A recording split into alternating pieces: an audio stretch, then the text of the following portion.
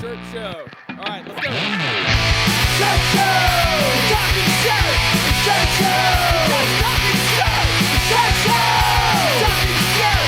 Shirt show! Shirt, man! All right! Episode 51 of Shirt Show. We're talking with Matt from Mikey Designs in Texas. Let's go! So, hey, we should probably talk about sponsors. Yeah, sure. Yeah. Easy Way. Remember how I go in hot with the... Going super hard. Like, you know, Mike. Easy Way. Yeah. It's the easiest way. It is. It is the easiest way for sure. Mm-hmm. I have some 842. If you haven't tried it, you should, because 701, a lot of people use 701 to clean their squeegees, and they shouldn't be, Right. because it is a little aggressive on the squeegee rubber. We learned that in the Alex episode. We did. And so I use 842, which we ran out of and had to use 701. So yeah, Easy Way. The easiest way. Mm-hmm. Mm-hmm. Tell me when, big boy.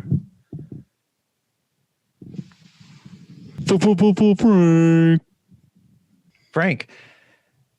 He stretches screens. Oh, no. So he pre-stretches screens and he re-stretches screens. Mm-hmm. Not just one. He does them both. Mm-hmm.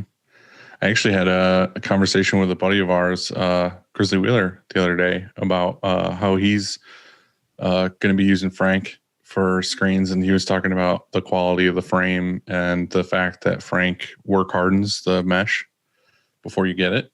So yeah, it's all facts.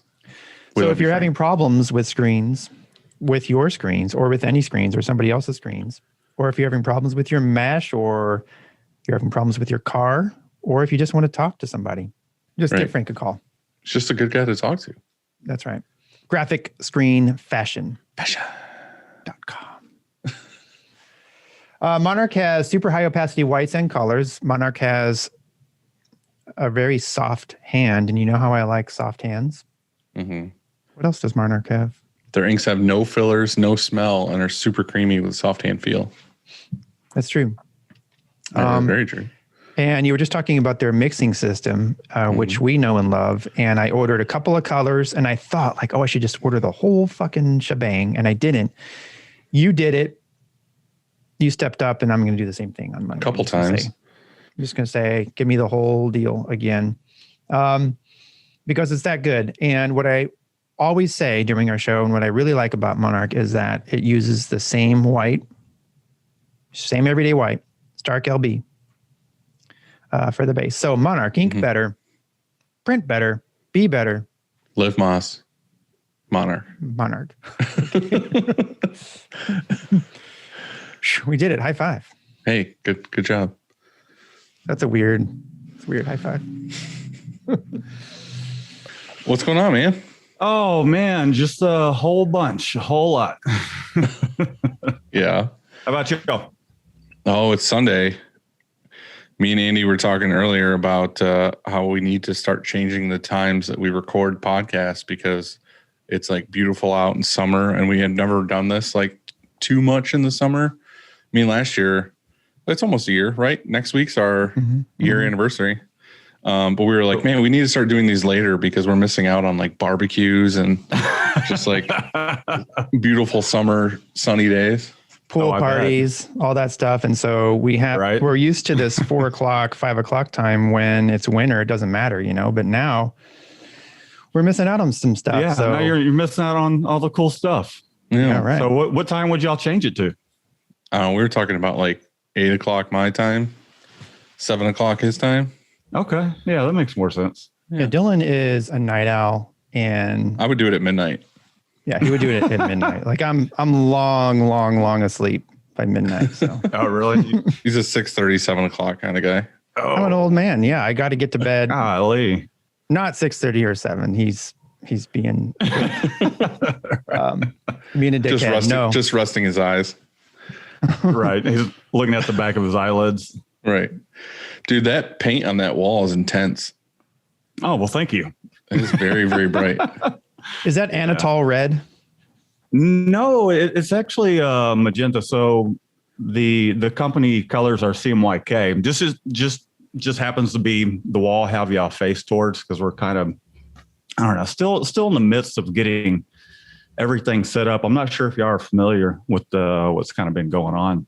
Yeah. We had moved the shop, and that was early April. And then Shannon, my girlfriend of 4 years, and we were in the garage and kind of moved it out into a shop. And then this was kind of like the next step was getting this bigger space. And then she came down with liver disease. So it's been just a nightmare between just moving the shop, and, we're kind of getting all the walls painted and everything, and just getting everything set up. And she got sick, and it was like everything kind of just got put on hold, as much as really just kind of been coming in and out to just make sure we're keeping everything going. Right. But at the same time, she's required a lot of care and all that. So Yeah, that stuff's more important. Yeah, definitely. So, yeah, so how's she doing? She's hanging in there. She might have to go back to the hospital to have some fluid drain from around her liver, because her stomach is she looks like she's 9 months pregnant. And it's just fluid that's just collecting because her liver's not processing everything. So it's just all just retaining water, really. So, yeah, it's just been crazy. And then I've got some other news this past weekend. I'm like, oh man, I thought 2020 sucked, but for me, I'm like 2021, dude. I'm like, I'll take COVID, all that crap over what's been going on this year. Yeah. So, but we're just making sure she's getting the care that she needs, and trying to get her to pull through all that stuff right now. So, yeah, well, it's been hectic.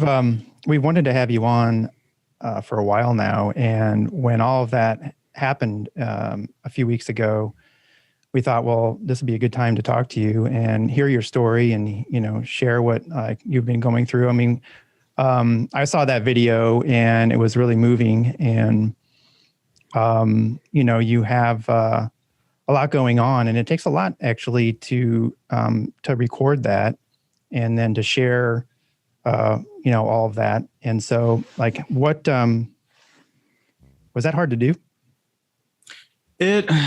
So I had got on because I felt like we really hadn't been on social media a whole lot, from YouTube, Instagram, Facebook, any of that stuff. And part of it was, I just had to take her to the hospital for the second time. And, I was like kind of in the midst of just even driving her to the hospital. It was like having an anxiety attack kind of thing.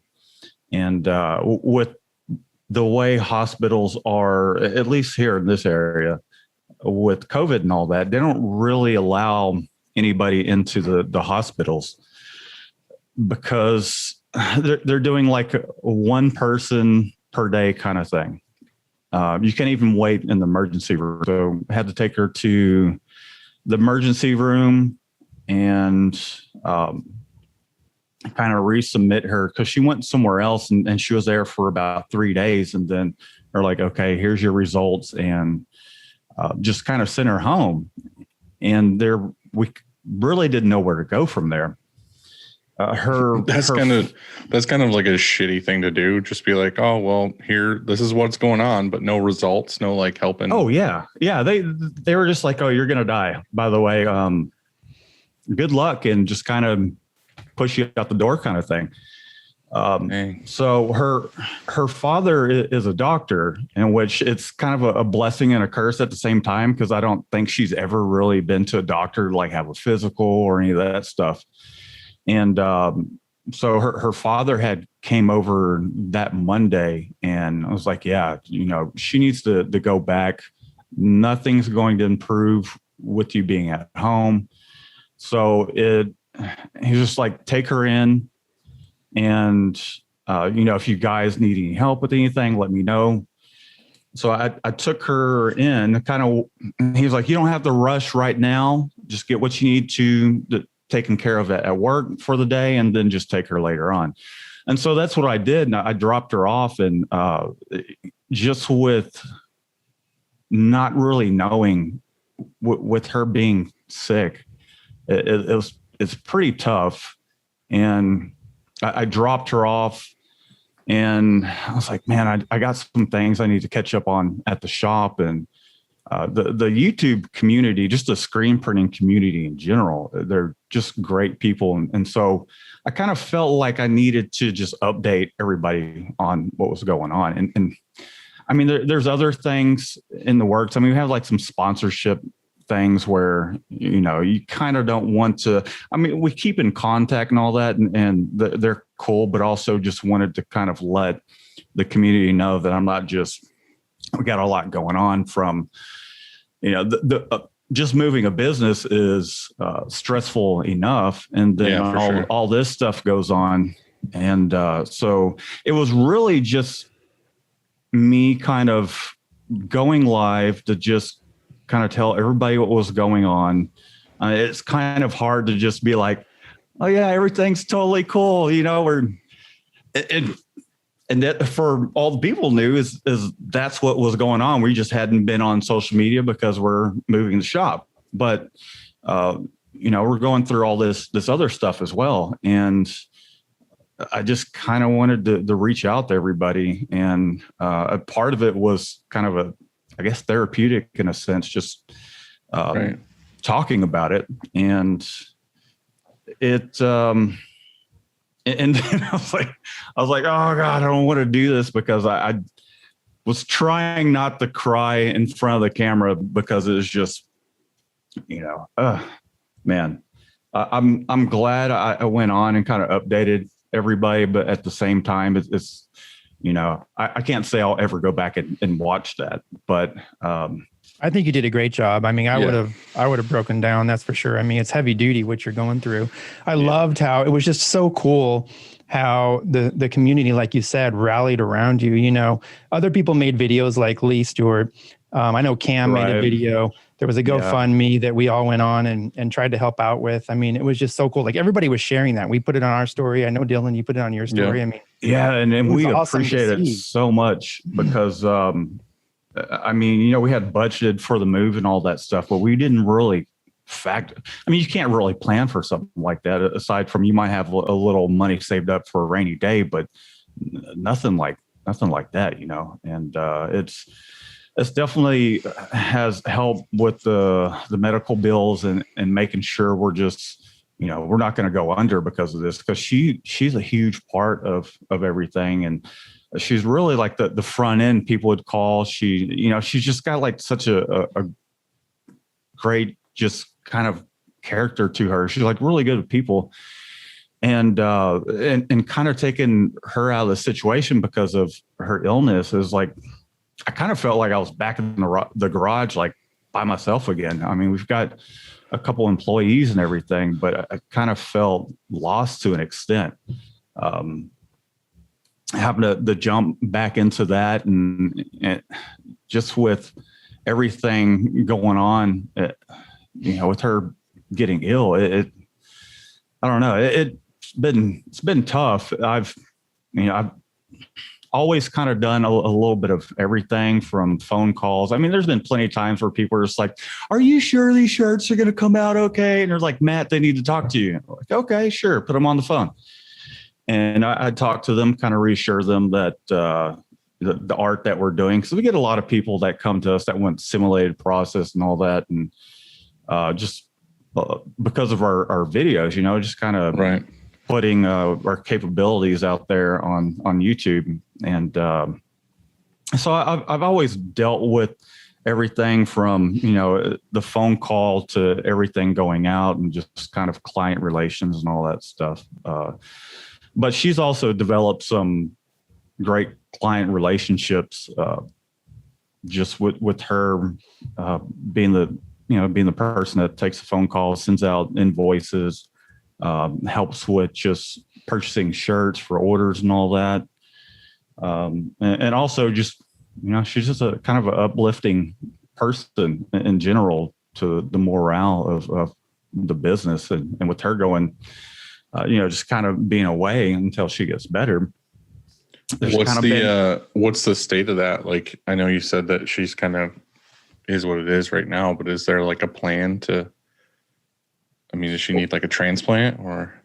Yeah, she does need a transplant. She has to get a biopsy so that way they can kind of see what stage her liver's in. They've done a million tests on her, and so the next step would be a transplant, and with the transplant waiting list and all that, and just all the paperwork involved with that, it's like pulling teeth, Right. The last hospital she went to, I was talking to her father, went and saw her yesterday because she's been staying with her parents while I try to kind of get things back on track. And we were talking, I was like, yeah, the care is great while you're there, but once you're out, it's almost impossible to get a hold of anybody to keep things moving forward. And we were talking, and it's like, okay, her stomach's starting to fill back up. We'll take her back in and kind of get her back in the system towards where it's like, hey, we need to do something, because she's been out for maybe a week and a half, and it's been a lot of kind of phone tag kind of thing where they'll call, and I'm either busy or they're calling her and she's asleep because she's just kind of sleeping through like all this pain and all that. And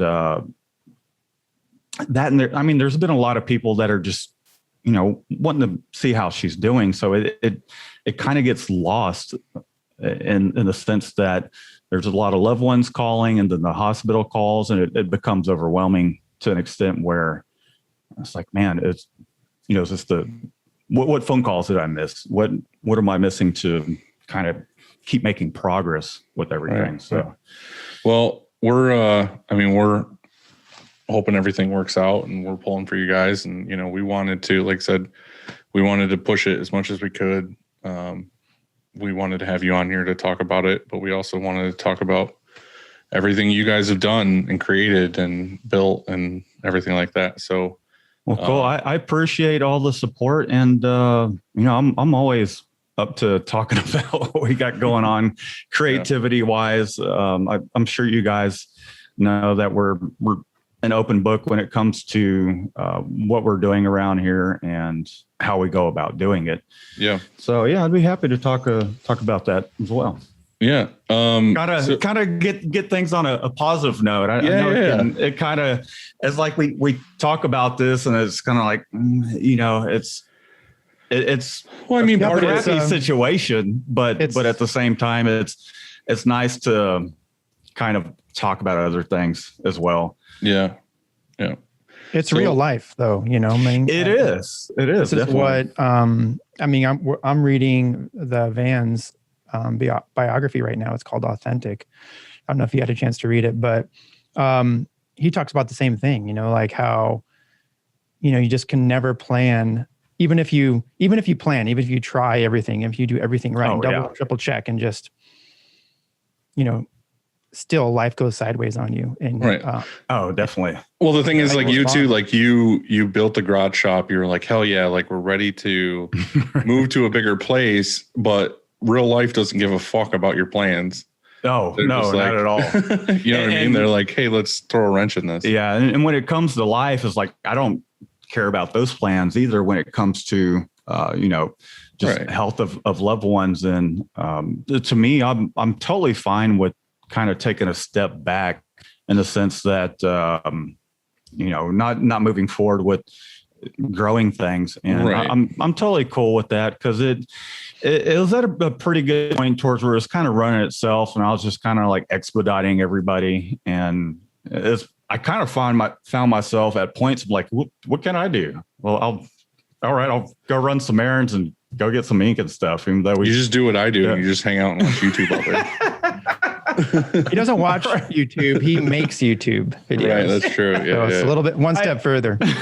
I watch things on YouTube, but they generally have nothing to do with screen printing because I felt like I put in my 10,000 watch hours just watching Jonathan and Ryan Ed back in the day. That's true. really kind of how I learned the screen printing side of things. Was a lot of it was watching Jonathan's videos for the most part. Oh, so you're Team Jonathan then? I'm not necessarily Team Jonathan. I think he just No. On Shirt Show we take sides. So okay. You got to pick.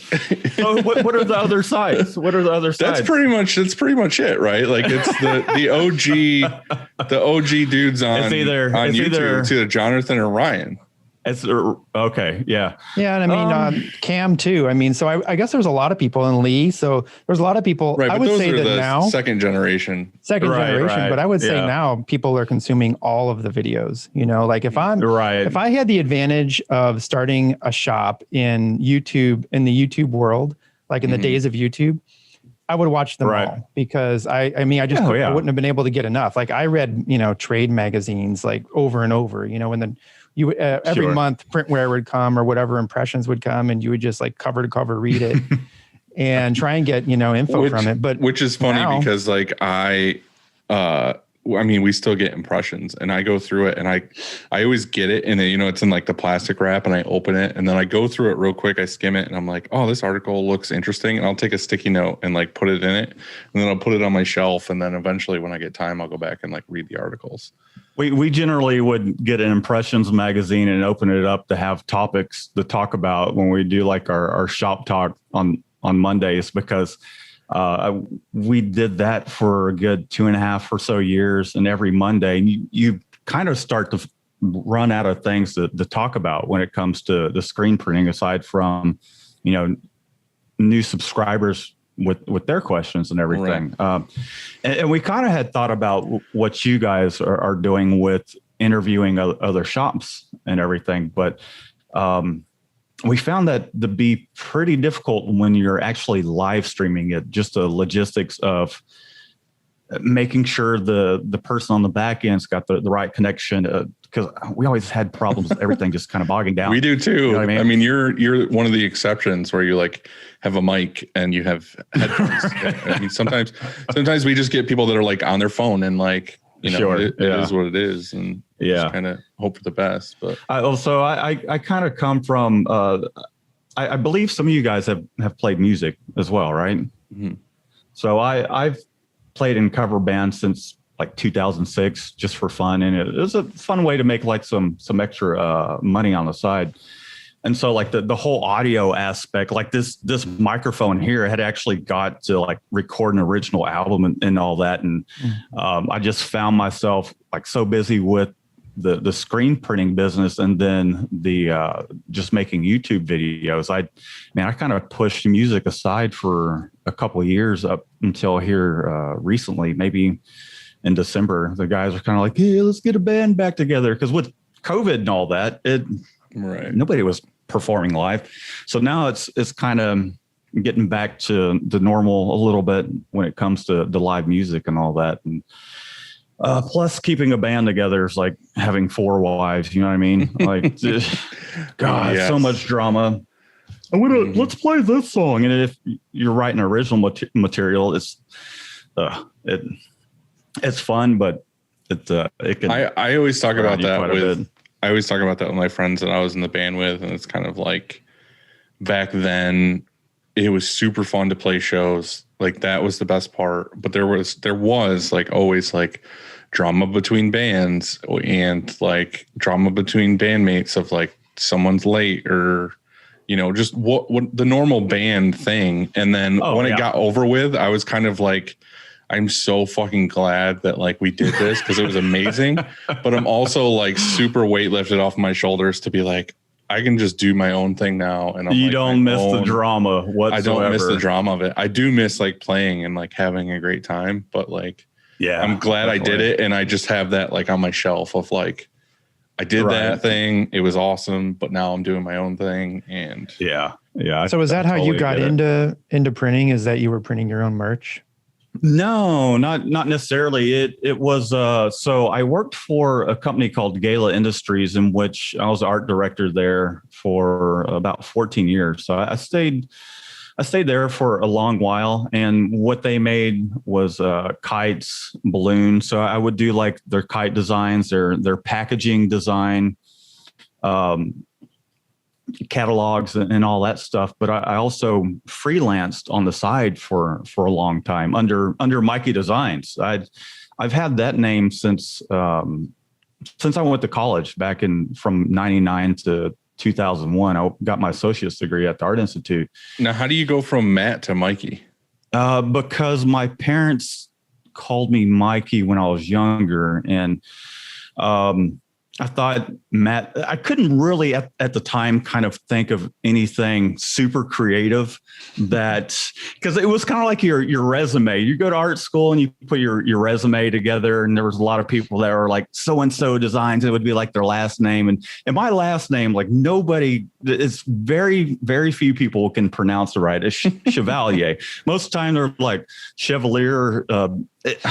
Dude, at Guitar Center, they have my name in there like 4 different ways. And one of my favorite spelling of it starts with an S-H-E, and then it has a Z instead of the V. And I was like, yeah, I'm Matt Chevalier, It's just Matt Chevrolet. Yeah, that kind of went by that. Like when I'd played football as a kid, it was like they just called me Chevy because they couldn't pronounce it. But going back to, I worked as an art director for a long time, and with Gala Industries, it's a kite company. When I first joined, man, it was like right before 9/11 went down and all this madness. And I stayed there for a long time, and I just saw the company just decline because, hey, kids don't fly kites anymore. I mean, when's the last time you saw a kid outside flying a kite? They should, though, honestly. You're right, but they should. You go to the beach and then you're like, oh, okay, someone stopped by a surf shop and picked up like a cheap kite that by the end of it, they just cut the line and let it fly on, like that kind of thing. Right. Nobody really, there's not many people that are like, oh yeah, I actively go out and fly kites on the weekend. And now they have drones. Yeah. I mean, how can you compete with that? You draw a drone on a kite. Forgot a drone kite kind of thing. So that whole market just started taking a nosedive, and the person that originally started it was more of a innovative kind of thinker and all that. And he had passed before I started working there, and the family members were just kind of keeping it coasting. I mean, they had a location out in Spain and Canada as well. And they, even with balloons, they started manufacturing balloons in house, which I thought was pretty cool. But the smell of that manufacturing area, smells like pneumonia, however you say that. But it was an awful smell. However, then the environment, it was a pretty popular thing to have balloons, do balloon releases and all that. And these days it's like, no, you can't release balloons out in the environment. What about the seagulls or the turtles that are going to choke on that kind of stuff? So one of the things that they did do is they screen printed on latex balloons. They had about 12 automatic machines that were about the size of a desk, and a person would sit there with a box of balloons and put it on the machine. It was like just a little carousel about this big. And you put them on there, it would air them inflate, up. Right? Yeah. Yeah. So I've seen videos of people putting on balloons, and I was like, that's crazy. Yeah. And it's crazy because so they would mesh their own screens, and the tension on those, it's like none. You have to have almost zero tension so it would kind of conform to the shape of the balloon, and then the squeegee would go over it. They did screen printing, but they also did offset printing on latex balloons, where you had it's almost like a rubber stamp. And I was the guy that always did the film for it, and did the designs and whatnot. So I was familiar with how screen printing worked. And with I was working my full-time job. I would, there's times where it's like, that there's the, was it Office Space where he's like, Bob, in any given week or maybe day, it was like, I do 15 minutes of real work. And that was kind of like what my job was. It was like, I'm there to just kind of make sure that, there were times when it was busy when I was doing like a catalog or creating new designs and all that, but it left a lot of free time. So I would freelance to just graphic design firms. And I could take a 2-hour lunch break, go have a meeting, come back. And, they're like, hey, we need some film for this balloon print and yada, yada, yada. But I still had plenty of time to freelance. And, I was kind of doing the music thing on the side as well. And that kind of came to an end. And I just kind of got tired of sitting behind the computer all the time. So I was like really looking for a way to find like another source of income that was more hands-on, because I've like my father is a retired mechanic, and I learned a lot from him about how to work on cars and all that stuff. Well, that was something I really wanted to ask you. Is I saw your other channel of cars. Like, I didn't know you were a car guy until Andy. Right, I didn't know you were a car guy until Andy told me, and I was like, "Oh shit, I gotta check this out." And then I went down a rabbit hole of watching all your build videos, and that VW build was crazy. Oh yeah, man, that took me 6 years to do. And I was going to ask you how long that took, because it's funny, people don't realize like how much work goes into certain things, like just patching things or like welding things and all that stuff. And I saw you like cut. What was the frame out of? I saw you cut that. It's an S10 pickup frame, because they already had conversion kits for to put a V8 in an S10 pickup, and I've had a Volkswagen before. When I was going to college, I drove a Volkswagen, and I did the body work. I took it to Maaco and paid like $200 to have it painted two-tone, and I drove that thing to college, and it was a lot of fun. But my dad hated the damn thing, because it was like every week I'm like, Dad, the bug broke down. It's like, all right, where are you at? So he had this, there was like this kit where it was basically was like a tow bar that you bolted underneath the front of the chassis on there.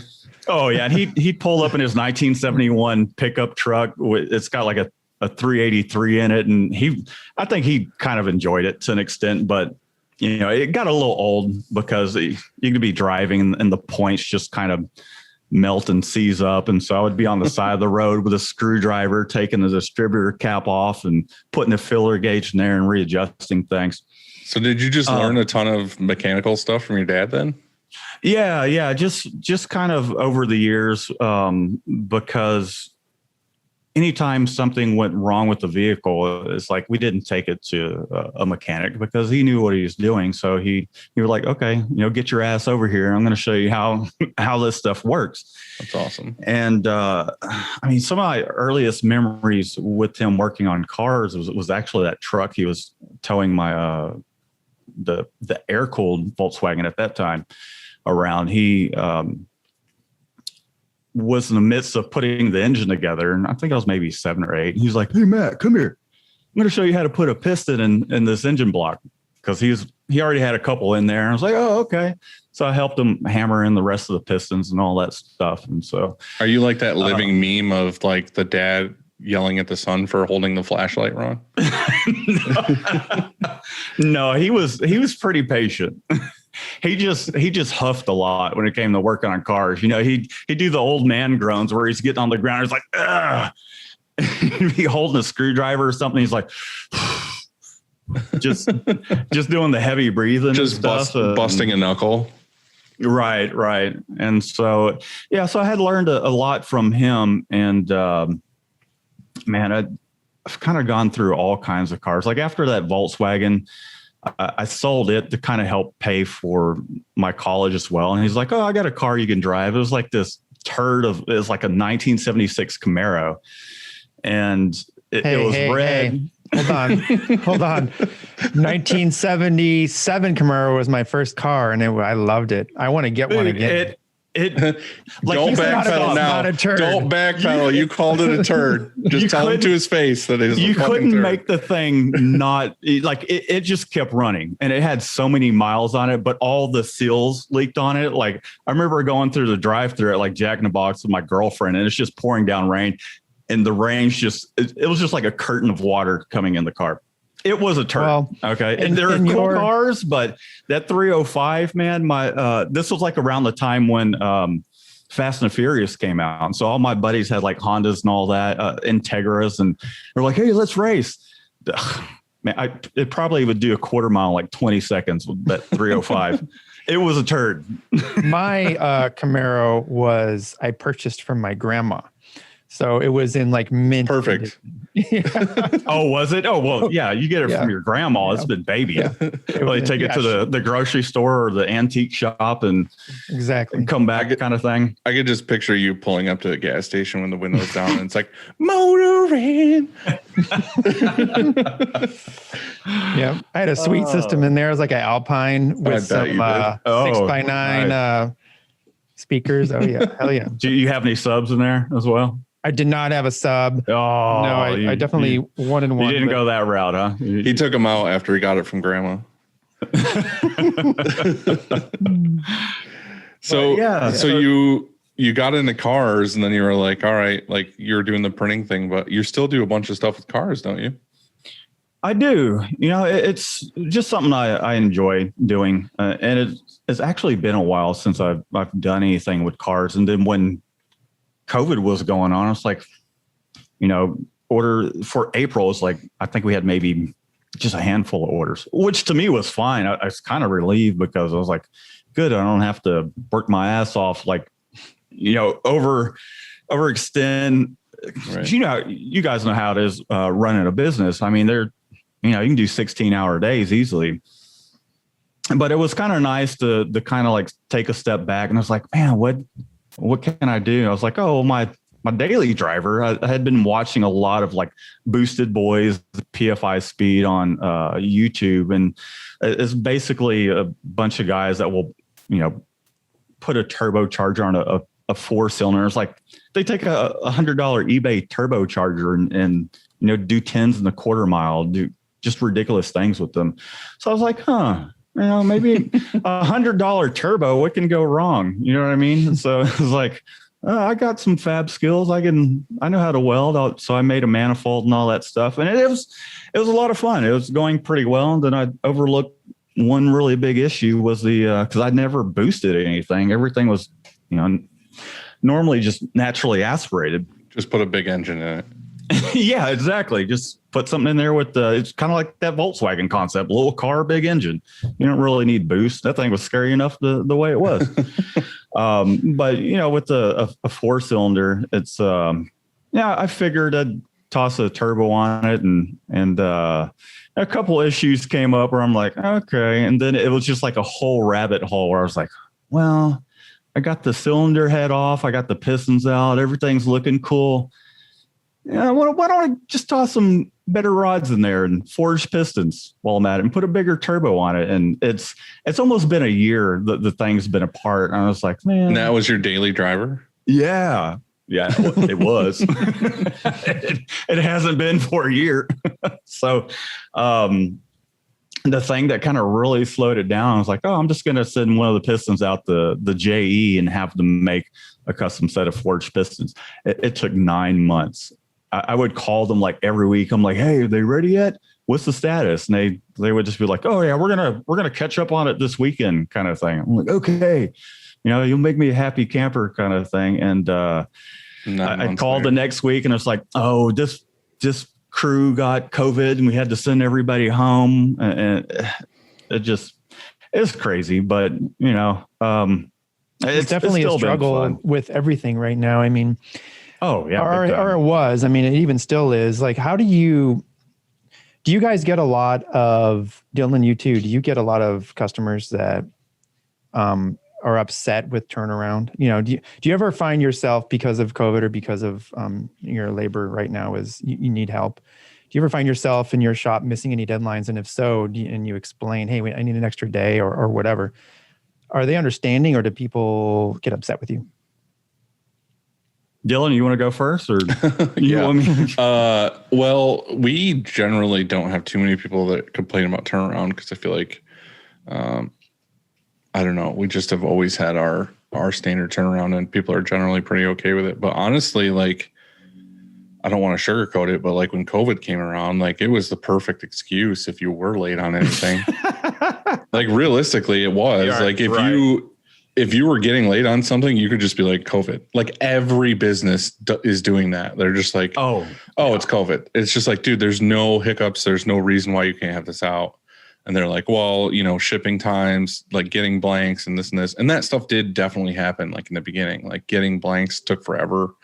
UPS was like super late, but near the, you know, second half of COVID, it was just kind of like, oh, well, we're not going to make this deadline.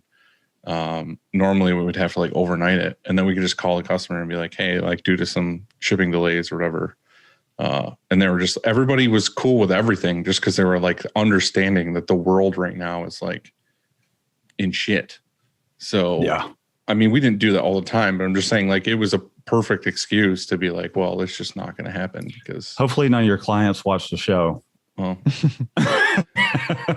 no, like I said, it didn't really happen that much, but I'm just saying like there was a couple jobs where it's just like, we just have to like, you know, push the COVID button because like, I think for us, it really we didn't really see a whole lot of effect until there was a shortage on shirts, or generally we'd have a client that would come back and reorder, or perhaps there was someone new that wanted a particular shirt, and we would just have to like, okay, what color shirt and, you know, style, brand, all that. And we'd go and look at the, you know, at S&S, TSC, San Mar and all that. We'd check their stock levels, and it was like, well, you know, you're going to have to find some sort of compromise here because, you know, they're just out of stock because the world kind of, you know, shut down for a while.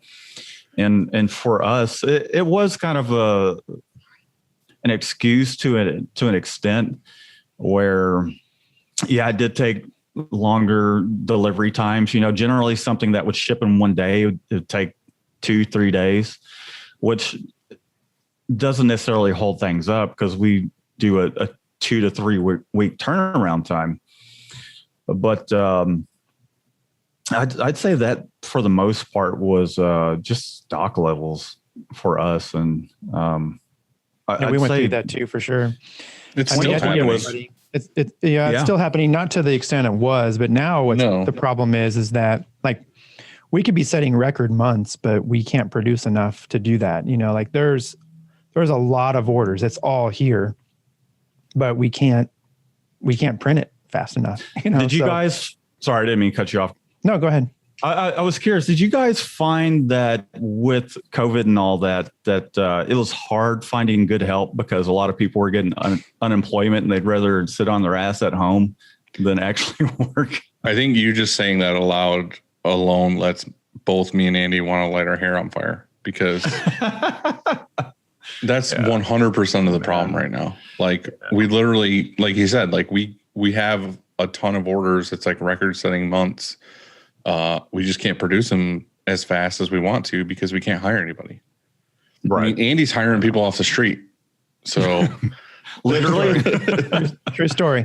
But I thought about going to right where the bridge is at and seeing if a homeless guy would want to help catch some shirts at one point. And I was like, nah, he's probably making more money standing on the corner and, he probably doesn't care. He just wants to get hammered. A lot of states are in the midst of changing. Like some Missouri, I don't know if what Texas is doing or what New York is doing. Missouri announced that on June 12th, they're discontinuing the federal portion of unemployment. And so that'll incentivize people to go to, get back to work. But I also have heard states, even if you are at work, I can't remember if it was like 30 days or 60 days, but there's like a bonus for, staying at that job. At day 60, there's some sort of, hiring bonus. That's why I don't understand why there's not like an incentive for people there's a lot of people that kept working through all of COVID. There are. You know what I mean? Like A lot. lots and lots of people who kept working. And those people, in my opinion, are the people that are like badasses that just like kept going and kept doing things. And all the people that I know, there's a lot of people that had to stay home. There was against, you know, what they want to do. They want to work. They want to do stuff. But there are a lot of people who are just like, fuck it, free money, like staying home, playing video games, getting paid for it. And that's the thing where, right. And that's the thing where, to me, it's just so frustrating because like we could go to anybody and put out a hiring thing and like nobody wants to work because they're like, well, I'm getting paid to stay home right now. Oh yeah. And I'm probably getting paid more than I would get working. So it's either that or they want to get paid under the table and still continue to collect that unemployment. Right. So I don't know. It's a deep hole. Hopefully it's changing and your states also follow what that, you know, what Missouri's doing and a lot of other states are doing because, you know, it's, I think that not just in screen printing, but just in everything, you know, like that I'm dealing with, whether it's lumber or Chick-fil-A sauce, you know, like everything is a little crazy right now. So hopefully that turns around soon. And I see that I think that it will. So let me get this straight. You were making films for screen printing. You were doing a little bit of the screen printing, maybe on balloons. You were there, you had some knowledge of it. Right. And how did that transition? When did you make the leap to t-shirts? So I've kind of always wanted to do screen printing to an extent, like just my own line of t-shirts and all that. And it kind of took a while for me to kind of get around to it because the art director that was there before, he was just a funny dude. And he was like, oh, there's no money in screen printing because they had tried it. Like they had tried screen printing shirts at one point. I'm not sure why it didn't succeed, but so that kind of discouraged me a little bit. And he had passed away. He was maybe 62, like had an aneurysm and all that stuff.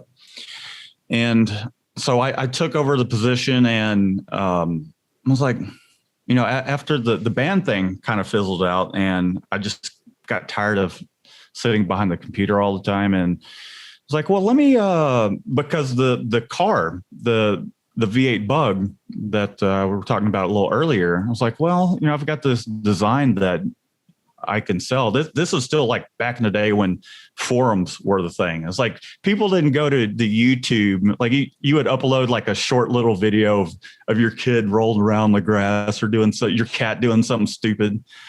So forums were still like a thing. And I had priced my shirts because it was just a simple one color design, a white base with kind of like a golden yellow. It was like a kind of a knockoff of, it was like the VW symbol. I actually got one of the shirts and still got the original screen, the first screen I had made somewhere back in the shop. And it's like the McDonald's logo kind of turned upside down, making the VW symbol, right? And it says, I'm dubbing it. And so I put those up for sale and I just took pre-orders and I really didn't have a whole lot of extra money to spend to buy equipment. So I made a wooden press for like $25. And at that time, I didn't really know what the heck I was doing. I think I went to the GSG because we were getting a lot of supplies at Gala Industry from GSG. So I got some supplies through their account from GSG and made a wooden press because I saw some videos on YouTube where someone made a wooden press and got a little screen. It wasn't even like a 20 by 24. It was like 18 by 20 or something like that. That was my first screen. Was it? 18 by 20s, yeah. And then you had to have the appropriate size scoop coder. I remember I was so pissed off when I learned that I really needed the 20 by 24 and I had to spend another $25 on a scoop coder. That's where I was like financially at that point where I'm just like trying to find these just side hustles. And so I took all these pre-orders and I printed the shirts and man, it took me about 3 weeks to finally get like a proper shirt printed. and I was curing it. At least I thought it, I'm sure they probably washed out, but I was using the heat gun to cure the ink and all that. And then that just kind of, it just kind of took off from there because at that time I was like pretty active on Facebook, and I'm like, hey, I made this wooden press, and I printed some t-shirts, and I was in touch with a lot of the VW community, and just friends saw me share that shirt and they're like, hey, can you print shirts for my company? It's like, I don't see why not. And I still have this client to this day, and it was just a simple, just white logo, left chest kind of thing. And they wanted 300 shirts. I was like, 300 shirts? That was a pain in the ass doing 25 of them. So it took me, at that point I had got that order in, and then I was like, I at least need to get a flash. So I got a flash, and took me all weekend to print those 300 shirts. I'm printing the white, and I'd bring the flash over and print it again, pull it up off of the pallet, and then set it on top of the pallet, move the flash over it, and would cure it that way. For each shirt. Each shirt, yeah. I've done the same thing. It was a nightmare. It was a nightmare. And that just kind of, at that point, I had my freelance website up, Mikey Designs and all that. And I just found that selling t-shirts is like selling crack. Like you just don't Mikey Designs. Really, yeah. Selling t-shirts is like selling crack. Like you don't really have to sell crack. You know what I mean? Like crack sells itself. And t-shirts are kind of that same way. They kind of sell themselves because there's a lot of people that are looking for printed shirts for their business, some sort of event, whatever. And I was like, well, screw it. I'm going to change my website. I'm just going to do away with the freelance thing and turn it into a t-shirt company. And then I changed the website up, and I was pretty good with the search engine optimization. I mean, I still am. But I would do a job, post it as like a portfolio thing, search engine optimize it, and it would come up, and start getting emails, phone calls, and it took maybe, I'd say, about a year before it became overwhelming as a side business. And I kind of had to make that decision to go full time, or maybe start outsourcing some of the stuff. At one point, I did try to. I had a family member. It was my girlfriend's sister's son. So her nephew. I was like, hey, dude, you want to come in during the day? I'll pay you hourly to print shirts while I'm at work and all that. And it didn't work out because he didn't care. He didn't want to work. You know what I mean? He just wanted to stay home and get high and play video games kind of thing. And he'd call me up and be like, hey, the inks, the ink in the screen is dried up. And I'm like, okay, well, when I get back tonight, I'll take a look at it. He just ran out of ink. And so I'm like, it didn't dry up in the screen. It's plastisol, It's like, so, you said a minute ago, it's so true that t-shirts, they sell themselves. Like I remember my first job out of college, I sold advertising for a major wedding magazine. And, like when I went in on calls, I didn't have to make my own calls, but I showed up to like an appointment, and I'd meet with a photographer or a limo driver or something like that. Anything that had to do with the wedding, But I sold advertising, and it wasn't anything real. Like it wasn't tangible. They couldn't hold it in their hand. They're like, well, I could play some advertising with you for however many thousands of dollars, but what do I get really, And so, right.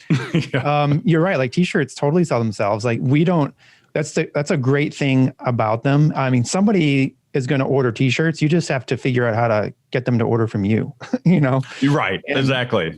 Yeah.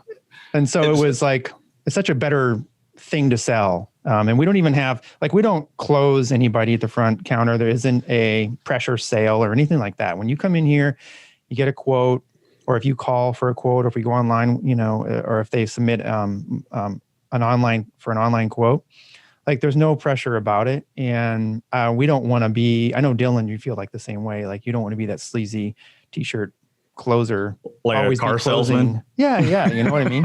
Which, by the way, is funny. I need to get my Jeep's lease is up, and I need to get a new car. And so the other weekend, we were driving through this car lot, and the salesman sees us and comes up and hands me his business card. He's like, "Hey, my name's Bob. I'm the least cheesiest salesman you'll ever meet." And That was cheesy in itself. He was selling you. He was selling you on the fact that he's not a closer. Like he wanted. Right. He's like, he knew who he was talking to. Yeah. And so then I started like going down the road with him about, not right then, we were driving away, but I texted him, I don't know, a couple of weeks later, which was just this last week. You were texting him, you were like, you up? He's pretty cheesy. No, you're right. He's pretty cheesy though. He's just like everyone else. That was just his line. The funny thing about that is when I met Shannon, that's what she actually did before. And she was going to continue to do that before she kind of came on board. Was she sold cars at a Dodge dealership. And she kind of carried a lot of that over into the screen printing aspect. And, I'd say a lot of the time we would get jobs or new clients just because of her personality, not necessarily because, there's a bunch of print shops that someone could go to, but it was kind of, especially in Texas, how you relate, or if you can kind of make that connection with them.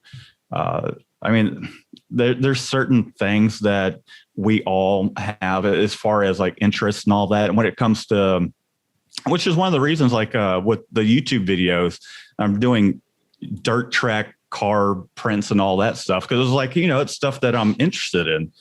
And for her, it's like the anime stuff. So someone would call up and they have like their own anime design that they came up with. They can just nerd out for an hour on the telephone. And then,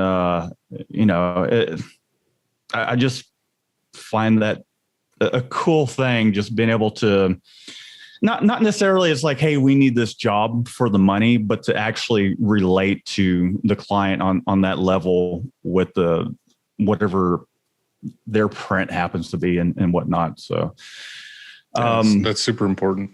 Yeah. Big time. So tell us, when did you start getting into the YouTube thing? It was while I still had a full-time job.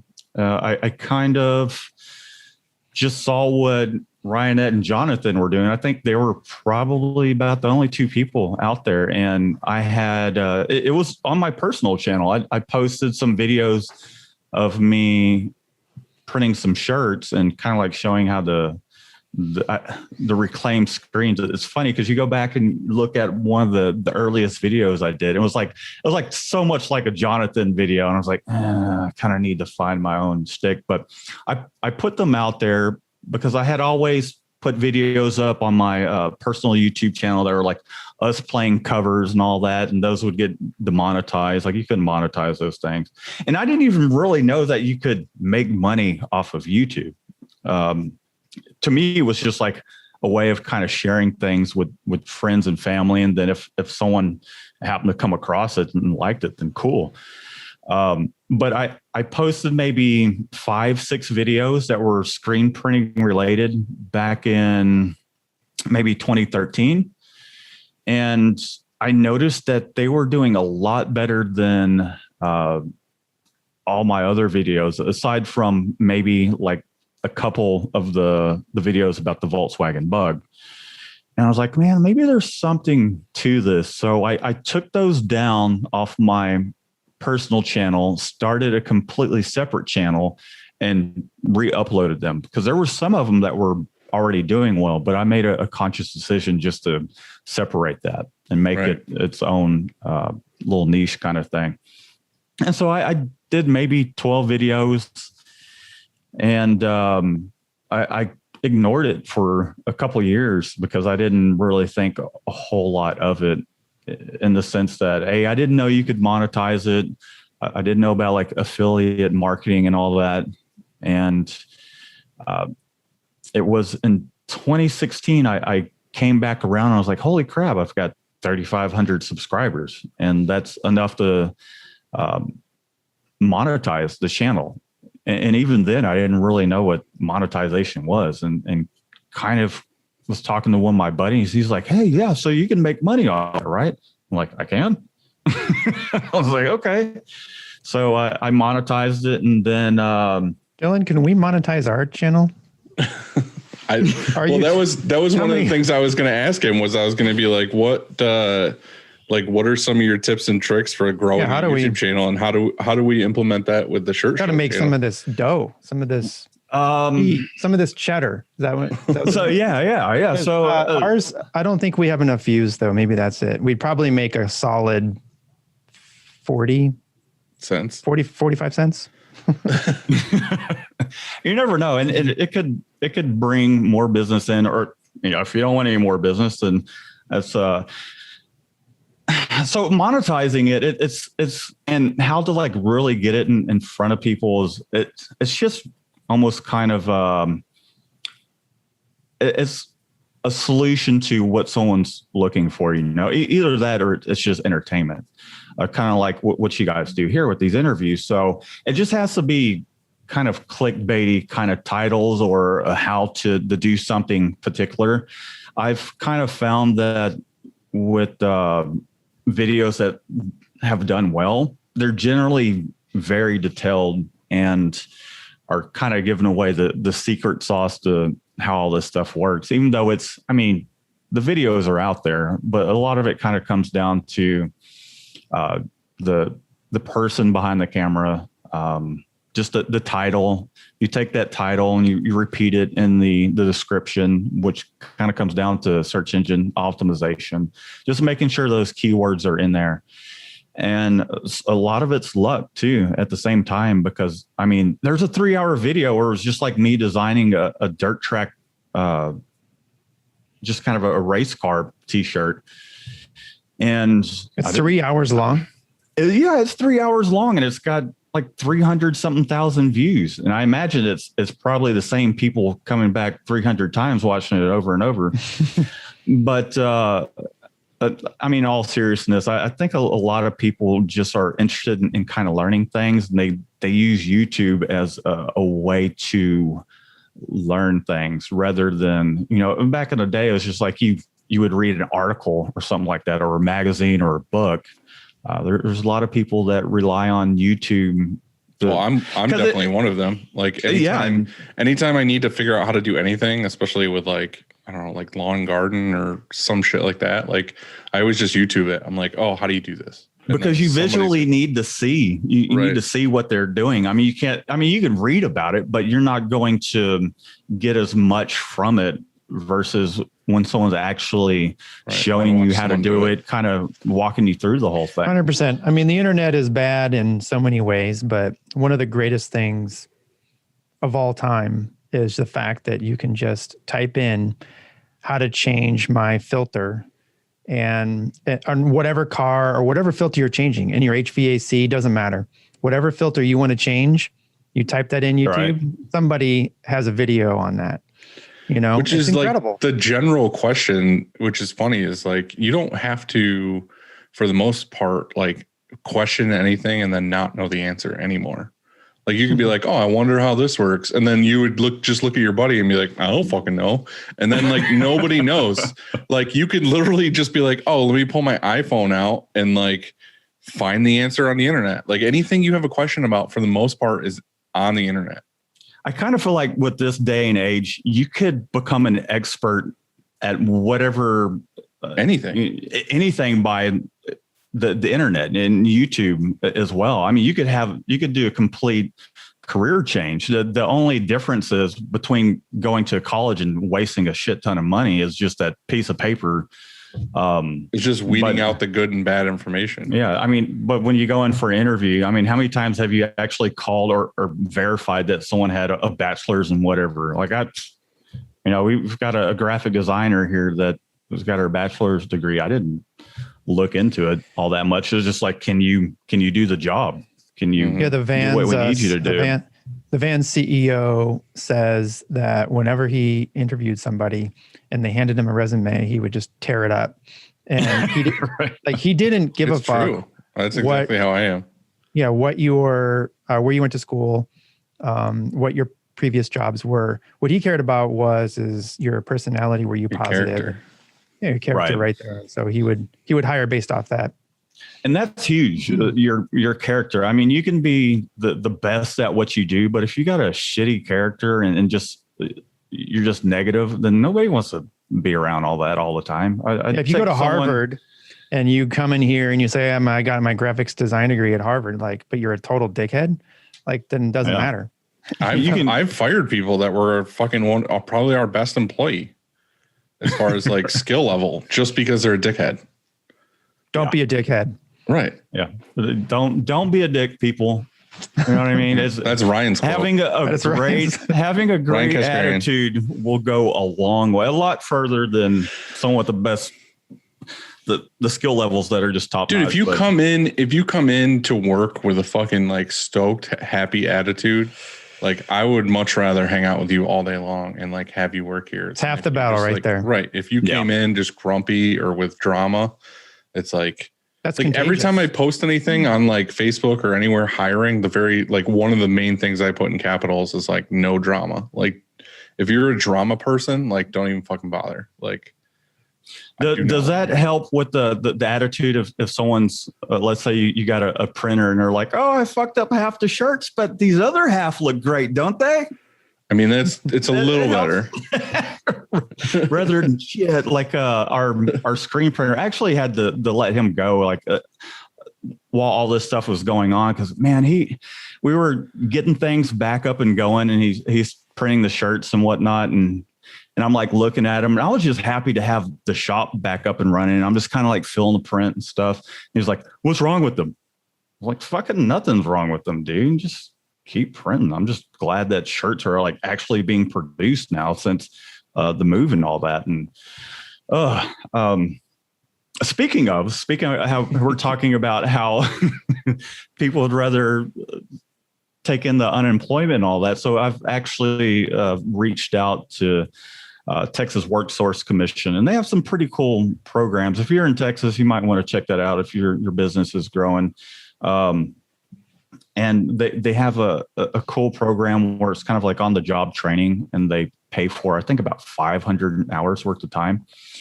So I've been looking into that with Shannon's absence. And I mean, currently it's been myself and Michelle, but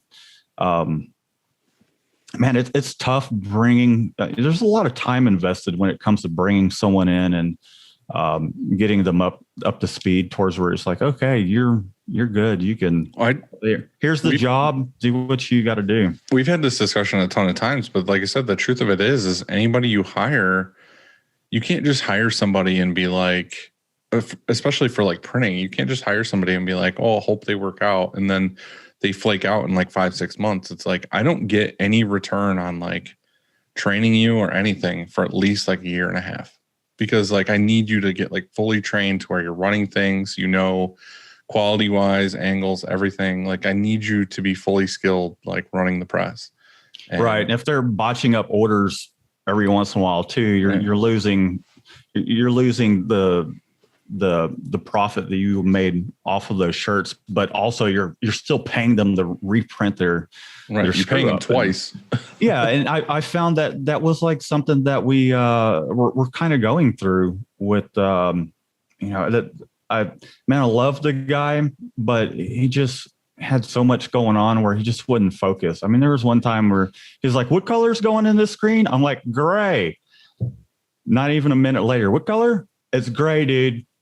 It's I would have the work order right there, and it's just we would get a complaint, and it would be something like a 4 print location where it's 3 colors on the front, back, and both sleeves, and they're like, "Oh, they didn't put the print in the middle of the back of the shirt so we can put names above it."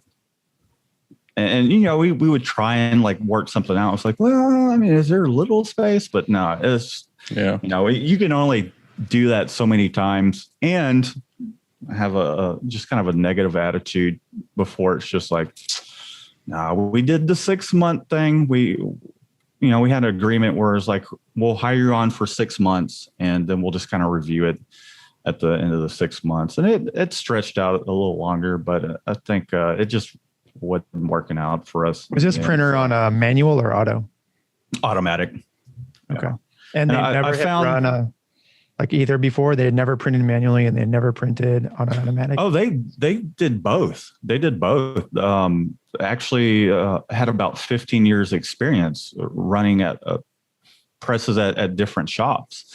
Oh. But I think part of the issue was just their reliability. And,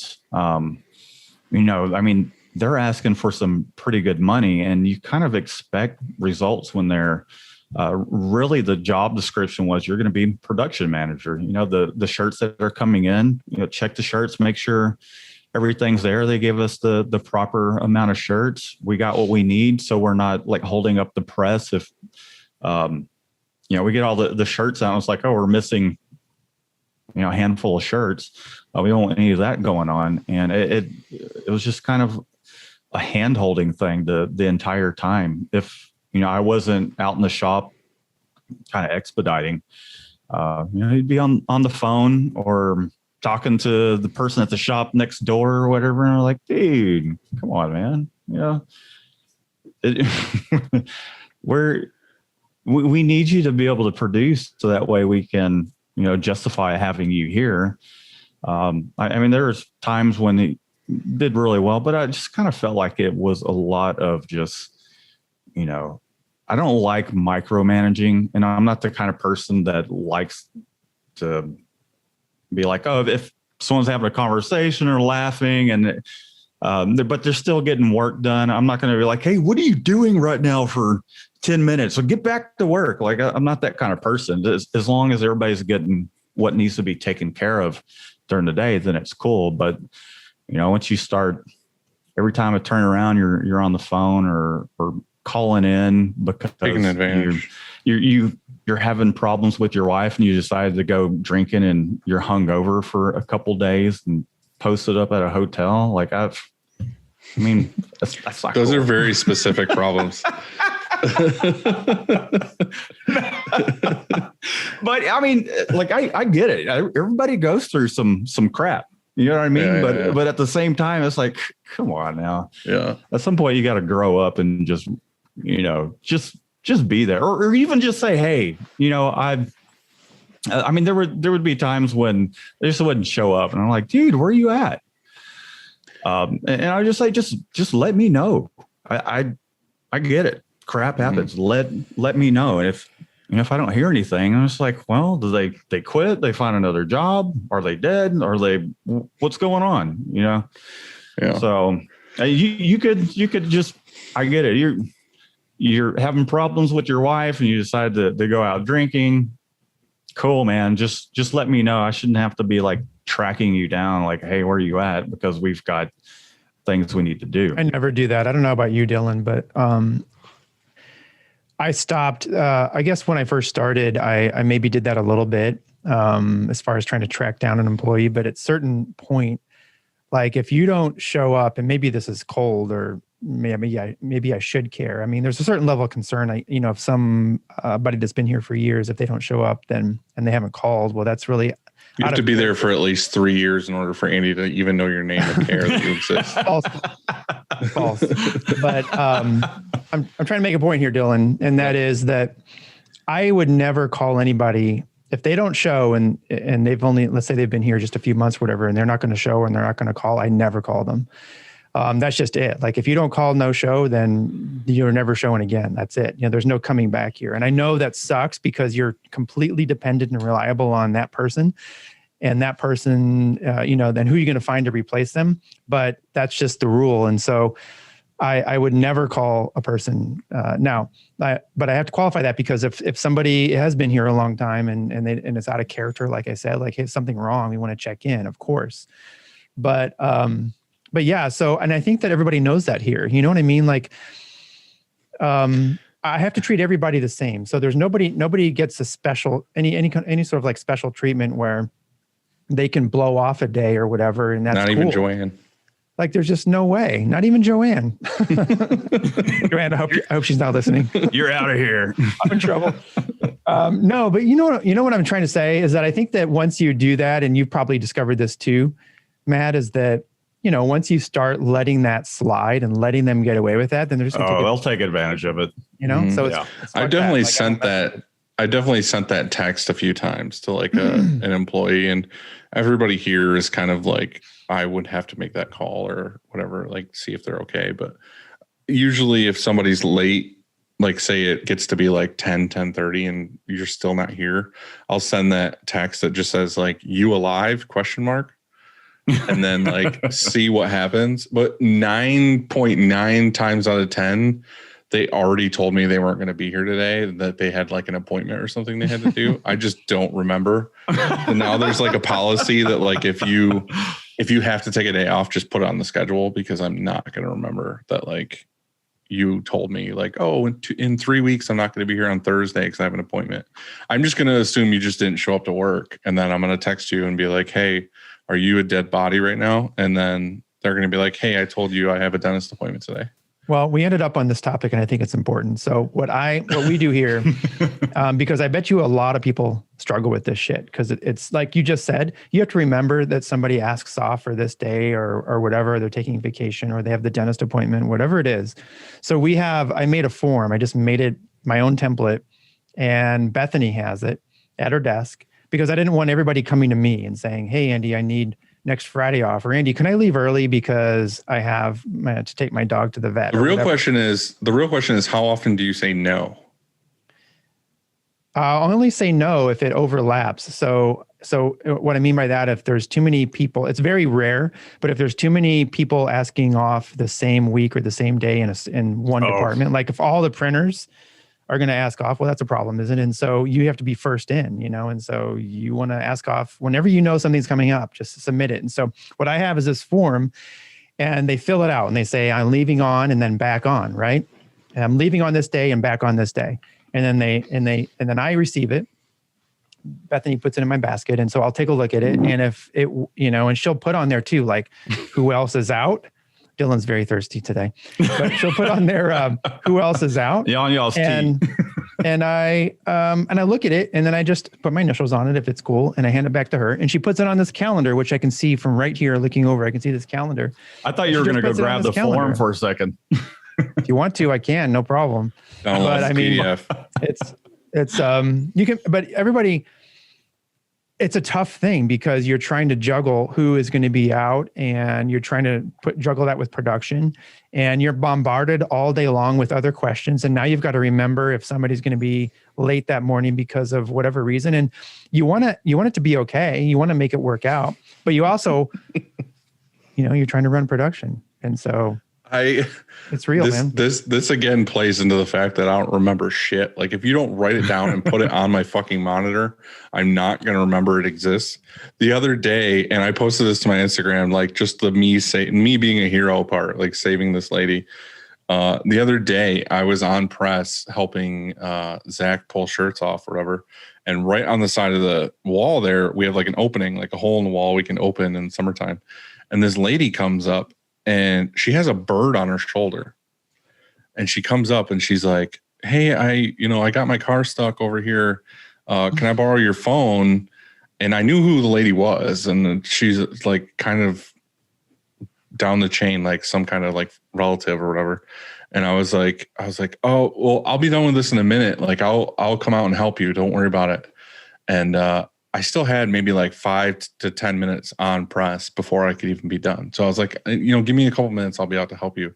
I fully finished that job, went to the bathroom, came back in the office, sat in my chair, leaned back, took like a break for like another 15 minutes, talked to Brian about like jobs the next day. And then all of a sudden someone in the office was like, what's that lady still doing out there? And I was like, oh shit, I totally forgot that lady needed my help. So she was just out there like sweating her ass off in her car, stuck. So yeah, I got out there, and she like, there was like a dirt mound, like a big dirt mound. It had like a railroad tie on it. because like bought them out or something. Yeah, she just totally like drove over the railroad tie, and then just like it was on the frame, front So wheels. you were off lifted up the car. So I just came over and I kissed my muscles. I was like, and then I just fucking picked up the front of the car and got her unstuck. For real, what'd you do? You thought about calling me for help. I right? bench pressed the Chevy Traverse or whatever she had. No, she said her other bird was under there, and then his adrenaline kicked up. He's like, no. I was like, no. But no, I got a jack. I jacked the car up and I pulled the railroad tie out, and then she took off. But it was just funny because it was one of those. I was like this little old lady in a car, and I was like, "Fuck, I forgot." About a month ago, if it's not written down, I'll forget. About a month ago, I was in my office, and some old man came walking in, sat down in our chair next to my office, and stared at me. And I was like, "Hey, what can I do for you?" He goes, "Oh, I'm just dropping off my keys." And I'm like, "Keys?" He goes, "Yeah, keys to my car." Your heart, and then he walked out. I was like, "Hey, I got a free car." No, he was just here because there's a car repair behind us, and so he just totally came in the wrong shop. Like made it through our entire shop, for whatever reason, sat down in my office and thought he was going to turn his car in, and so I walked him back to the. He's like, "I'm here for that oil change." Did you go do donuts in it? Yeah, it was an Audi. Do some so burnouts. Yeah, that place behind you only does like badass cars, right? They only do. Yeah, what's so stuff. cool is whenever I give a shop tour, you did it to me too. There's Ferraris, there's everything over there, right? So whenever I give the shop tour, and we are over to that part and that side where like this past month we've had the overhead doors open, and whoever I'm talking to, whatever, when we get to that side, I'm like, "And there's where I park my Ferrari," and they all This look is the at me. employee parking lot.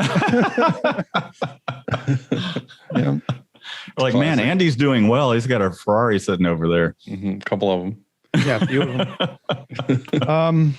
But one last thing on that time off request, I think that's really important to hit on, is that then we keep them, and so there's a record of it, and so it says that, "Hey, I requested off this date," because it ever comes up in the future that I didn't want to use my PTO, or why did you use my PTO, or why is all my PTO used up? I have it on there because they also, there's a box there that says if they want to use PTO or not. Or you can evaluate that employee and say you took 20 days off last year. Yeah, I mean it's all right there, and so I don't know. There's a record of it too, and so do you? And we've kind of talked about this in groups of friends before, but like, do you set any kind of blackout dates for like people taking vacations? Are you asking me? Yes. Oh, Well, I do. So I have no, but I highly encourage vacation. If it's a true vacation, I highly encourage it before August, because that's a big. So we get super busy back to school, August, September, October. It's our busiest 3 months, and I just want everybody who wants to take a vacation to take it in January or February. Well, I do too, but that's impossible. Like, there's just you no want way to go to they the would. beach? Let's do it just do it in January. Yeah, of course. Best time to go to the beach. Doesn't work out like that. And so there's no such thing as blackout dates here, although I've heard of it, like at other shops. But I just highly encourage, and I need to maybe even, what would be cool is like if you gave an extra day, like, hey, if you take your vacation before, let's say August 1st, I'll give you an extra day. Right. Just Like to I'll give you 8 days if you. Yeah. So, or if you take it in January, there you go. Just take it in January and you get an extra. Take it in January. You can take all fucking January off for all I the care. whole month. See, there you go. We figured something out. We figured it out, man. All right. So you have this press. It's a manual press in a garage. This is where I think I am. And you're printing t-shirts Right. In your garage on a manual press that you built. We've established that he's in the garage. Continue. Yeah. But he's not, but he's not anymore. All right. So Well, I really like the fact in your that garage. I really like the fact that he started in his garage, Dylan, because some people did do that and they really relate, man, and makes them feel good on the inside. Right. So, but how did you go from wooden manual press in your garage to this shop that you have now with an auto? Okay, so I just took what profit I made from whatever jobs came in, and I just would set it aside and save for equipment that would just kind of make the process a little faster. And I'd take a little bit of money, kind of treat myself to dinner or whatever, and pat myself on the back kind of thing. And so it was just, okay, I got a flash. I had the wooden press, and I was like, okay, I need to get something where I can do more colors, because I started getting requests for multiple color jobs. I remember registering up a 2-color job, and it was like hoodies. It was one of my buddies that has a motorcycle shop. He was like, hey, I want this design printed. I'm like, okay. It's 2 colors. I'm like, oh. And there wasn't any way where I could just use one screen and this particular print, because it was like solid letters with an outline around it. And so I had 2 screens. I was putting a tape with a Sharpie on it on the screens. I'd line it up. I'm like, okay, everything good. And so I was like, okay, I need to take some of this money and buy a press. And then funny enough, I was actually looking at some of Ryanette's press at the time. I was looking into like a 4-color 4-station. And then just out of curiosity, I happened to find a 6-color 6-station press for sale on Craigslist, and they had all kinds of extra pallets and everything. So I went and got that. Was still curing everything on the pallets, but it became a lot easier because I could print them, pull them off. Yeah. And you just spin it to the flash while you're printing the other shirt. And, in about 10 to 15 seconds time, it would cure the shirt. And then a job would come in that would justify getting another piece of equipment. I think I washed out screens in my driveway for a little while. And then I was like, man, the driveway starting to look pretty gnarly. That driveway was looking bad. And then I feel bad for the car washes. Oh yeah. See, I didn't do the whole car wash thing. I did it in the driveway, but then the driveway wasn't the nicest because I had oil spills from working on cars and crap anyways. But then I was like, when it starts getting worse than the oil spills from the cars, you're like, oh, okay, it's time to do there's something those people about that talk to us that are like, yeah, I used to wash them in our bathtub or something. I'm like, dude, how? Not like a murder scene. No, that was something that was off limits. Mom would have not liked that, or emulsion and ink all over the bathtub. But so it's washout booth. Kind of started out with one of those little tabletop exposure units where you put the weight on it, and those things were just, they kind of did the job, but they're kind of horrible.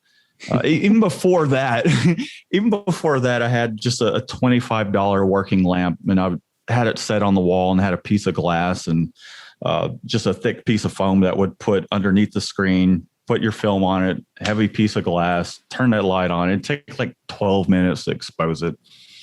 And so I could let it sit out there for 12 minutes exposing, go do what I need to kind of help with the family and all that stuff. And so it was just kind of just piecing things together to make the process faster. I remember when it was like, holy crap, I can expose a screen in 45 seconds versus 12 minutes kind of thing.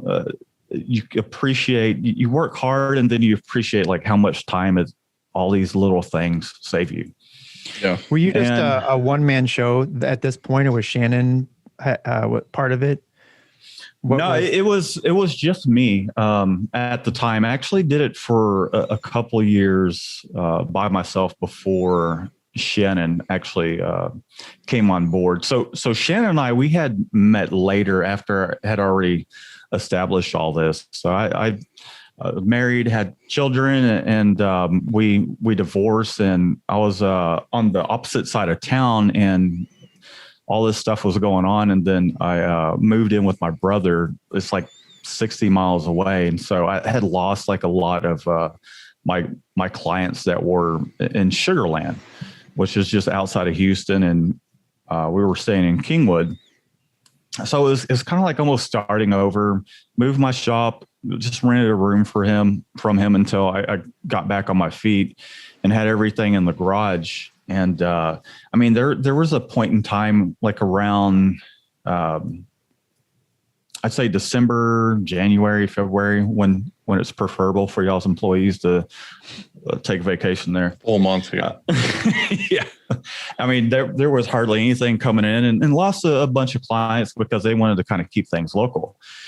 And I'm glad I did I got a part-time job at a Minuteman. I'm glad I did because there was a lot of things shop management wise that I picked up from Minuteman Press. And so I was their graphic designer, and I worked there for maybe 3 or 4 months before I realized I'm just like, I can't work for anybody else. But it was good in the sense that I saw how they almost had a system. I don't know if it was specifically designed for them, but it was a little bit like Printavo, where you had your day and kind of the status of the particular print job. And they, Minuteman Press is business cards, brochures, and all that. And so there I was again behind a computer,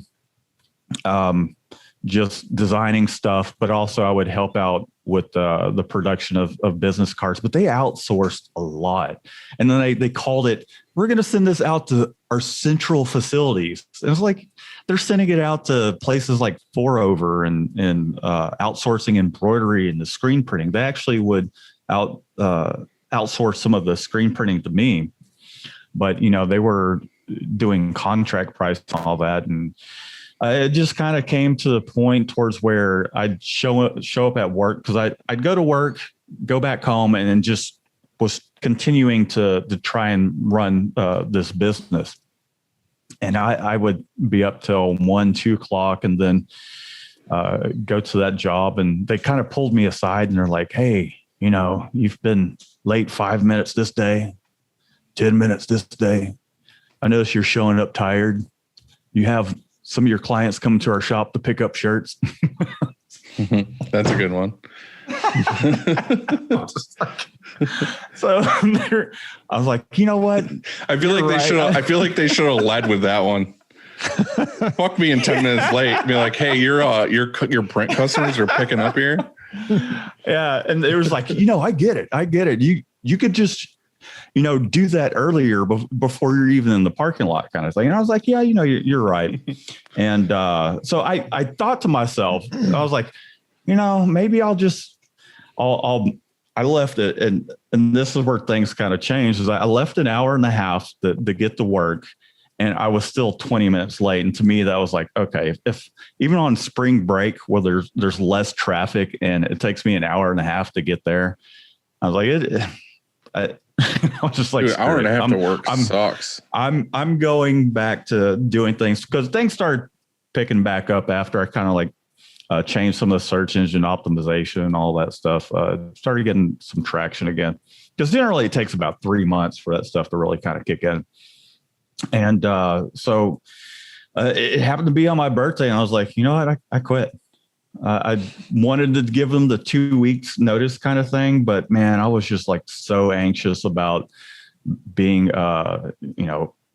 just kind of being scolded again kind of thing. And dude, if it's ever a time, if you're ever on the fence about walking out of a job or walking off, I think your birthday is going to be the day, you're just like, finally like say, fuck it. It's my fucking birthday. I was still about 15, 20 minutes away, and I just turned around. And so at this time I had met Shannon around then, and I showed her the screen printing side of things, and she's like, oh, cool. And so she had kind of like stayed over that day, and she was currently like job searching.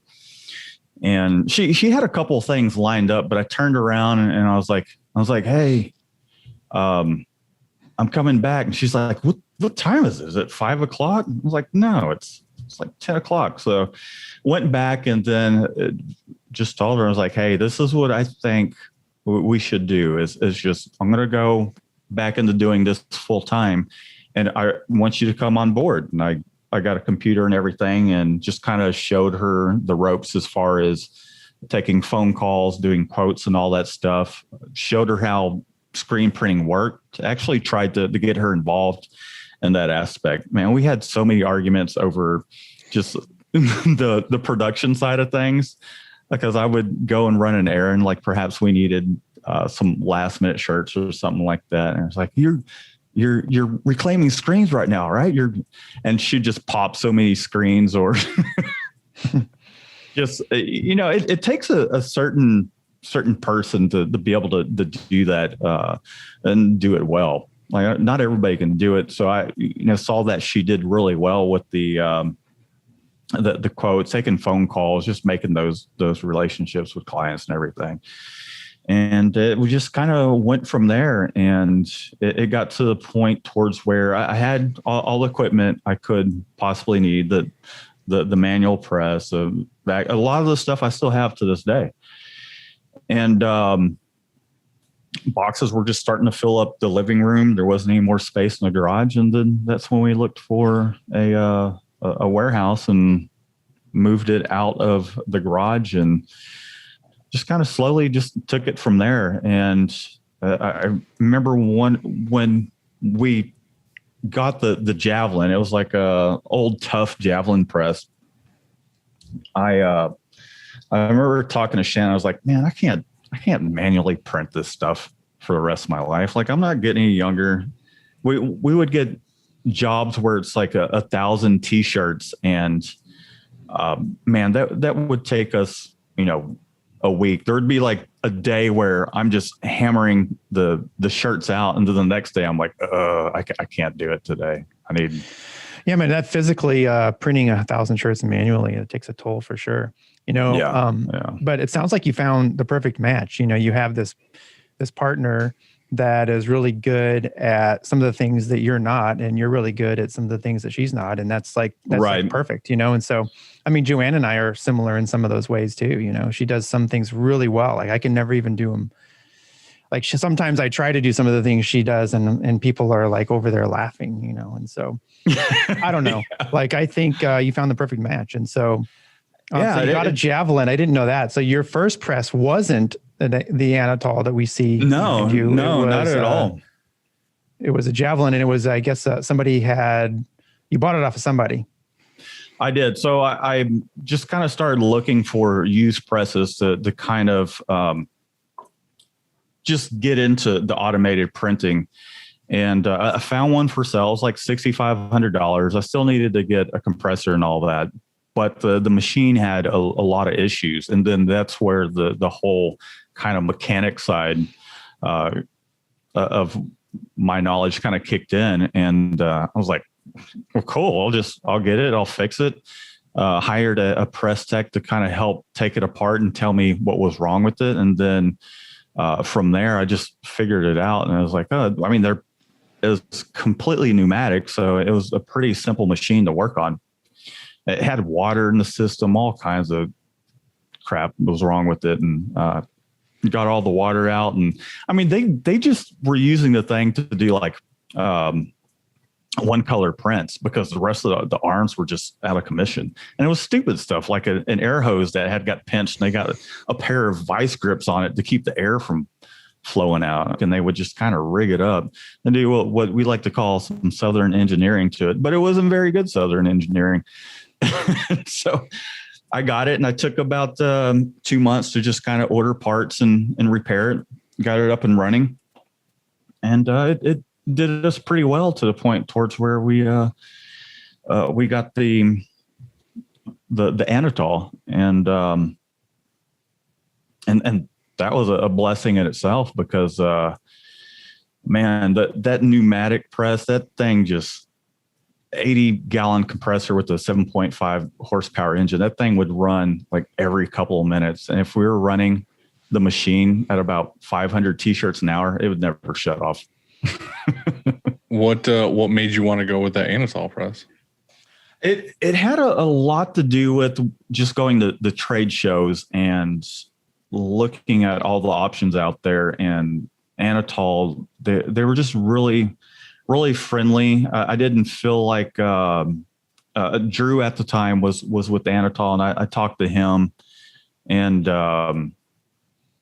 the price as well was pretty reasonable. I had got some quotes like on an M&R, and from what I saw with the Anatol, I had looked into, I had talked to the Ryan from Ryanet at one point, and we're kind of like talking about working out some sort of deal. But I mean, for the price of a rock or an M&R, I think the M&R was about $55,000 for I think just 6 colors and a flash. And to me, it was I wanted more colors. Like I didn't want to.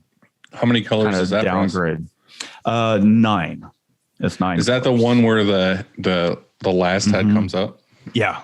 It's pretty awesome. I mean, for the most part, we hardly pull it up, but when we get a job where it's a few thousand T-shirts, and I don't necessarily need that extra color, we'll lift it up, and then we'll have someone loading, and yeah. Right. But for the most part, I mean, there's a lot of jobs that we do that are like 7, 8 colors, where we're really not just trying to hammer the thing out, because you just got to keep an eye on all the ink levels and all that. And I mean, it's nice having that extra print head.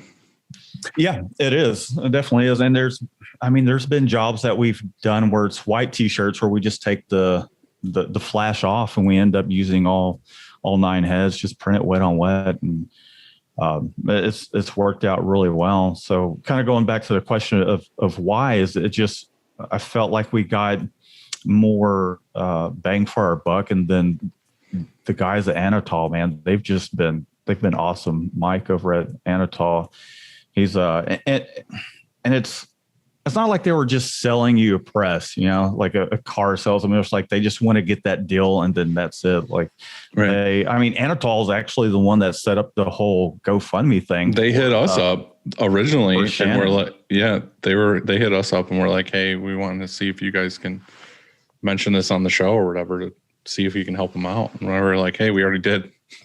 And so, I mean, to me, that was the difference right there. And it's not like, I know Ryan and a lot of people in the industry, and I know they care and everything. But to just kind of, you found somebody who worked really well for you. Right. Yeah, exactly. Yeah. And they just happened to, even before, when everything's just jamming, we're, they check up, see how things are going, and, ask us if we needed anything. And it just always kind of had that relationship going from the get-go. And there's been the relationship with like Ryan at Ryanet and all that stuff. I really hadn't established kind of like any relationship with anyone that sold M&Rs and all that, although we've kind of socialized with people at trade shows and all that stuff. But and it made a big impression when Drew had like actually stopped by the shop to kind of check the operation out and all that. So yeah. So what moving into the new shop and getting the press set up and all that, I know you got all that done, but what was your, before life threw you a curveball, what was your next step in the shop? Were you getting anything new equipment wise or growth wise, or? Not necessarily equipment wise, maybe a little bit bigger of a dryer. But really it was, I think, just finding someone to kind of help Shannon out when it came to doing quotes and all that. 'Cause there's plenty of times where we get walk-ins and she's kind of overwhelmed with, and answering phone calls and all that. Aside from that, it really was maybe finding another helper out in the shop to help Mario out at the time, and someone to help Shannon out. And for the most part, I mean, we kind of felt like we were situated, and it would just be a matter of just kind of keep an eye on things, make sure, everybody's, if anybody had any questions, or if just to make sure things were kind of running smoothly. That was really kind of the next step. And then for me, it was just letting the business do its thing. And I had and it's still up in the air, an opportunity to basically take over another shop. Back in about 2016, I almost partnered up with another screen print shop, and I didn't, because we kind of bumped heads as far as coming to an agreement as to who would be doing what. But he's getting out of the industry and is ready to retire. So he's like, hey, if you would like to essentially just take over the bills and continue to pay on the lease on the machine, I've got a turnkey business and you could pick that up. And I don't know, I'm trying to figure out something. I've already got my hands full, but I kind of don't want that opportunity to slip by without at least maybe partnering up with somebody to make that another kind of a source of just revenue. Does that shop have some systems in place and a team in place? Like if you went and purchased his shop, do you then also get employees that are, Not really. No. See, that's the thing is he has an automatic, a good sized dryer. He's got a rock with 6 colors and then one of those hot rocket dryers. And really because we've been close and, I've helped him out throughout the years. And he really is just like, hey, I want to sell my home, buy a home somewhere else, and I'm not taking the shop with me. So I would like you to basically take over this if at all possible. And he was unaware at the time about the whole situation in Shannon. And we talked about it, and he's like, oh man, sorry to hear that. But if you can happen to make it work, just let me know. Yeah. I mean, that'd be a great move if you got to, get some of the team that you're missing, if you got, like you said, or like you don't have a printer now. And so if all of a sudden you got a printer, and maybe it'd be a great move, but if it's not, and it's just equipment and his customers, then you might even be in a worse spot. It's an opportunity, but how are you going to fulfill all the orders? How are you going to keep up with all of the phone calls and all that kind of stuff? So yeah, exactly. So I don't know, man. That's a tough one.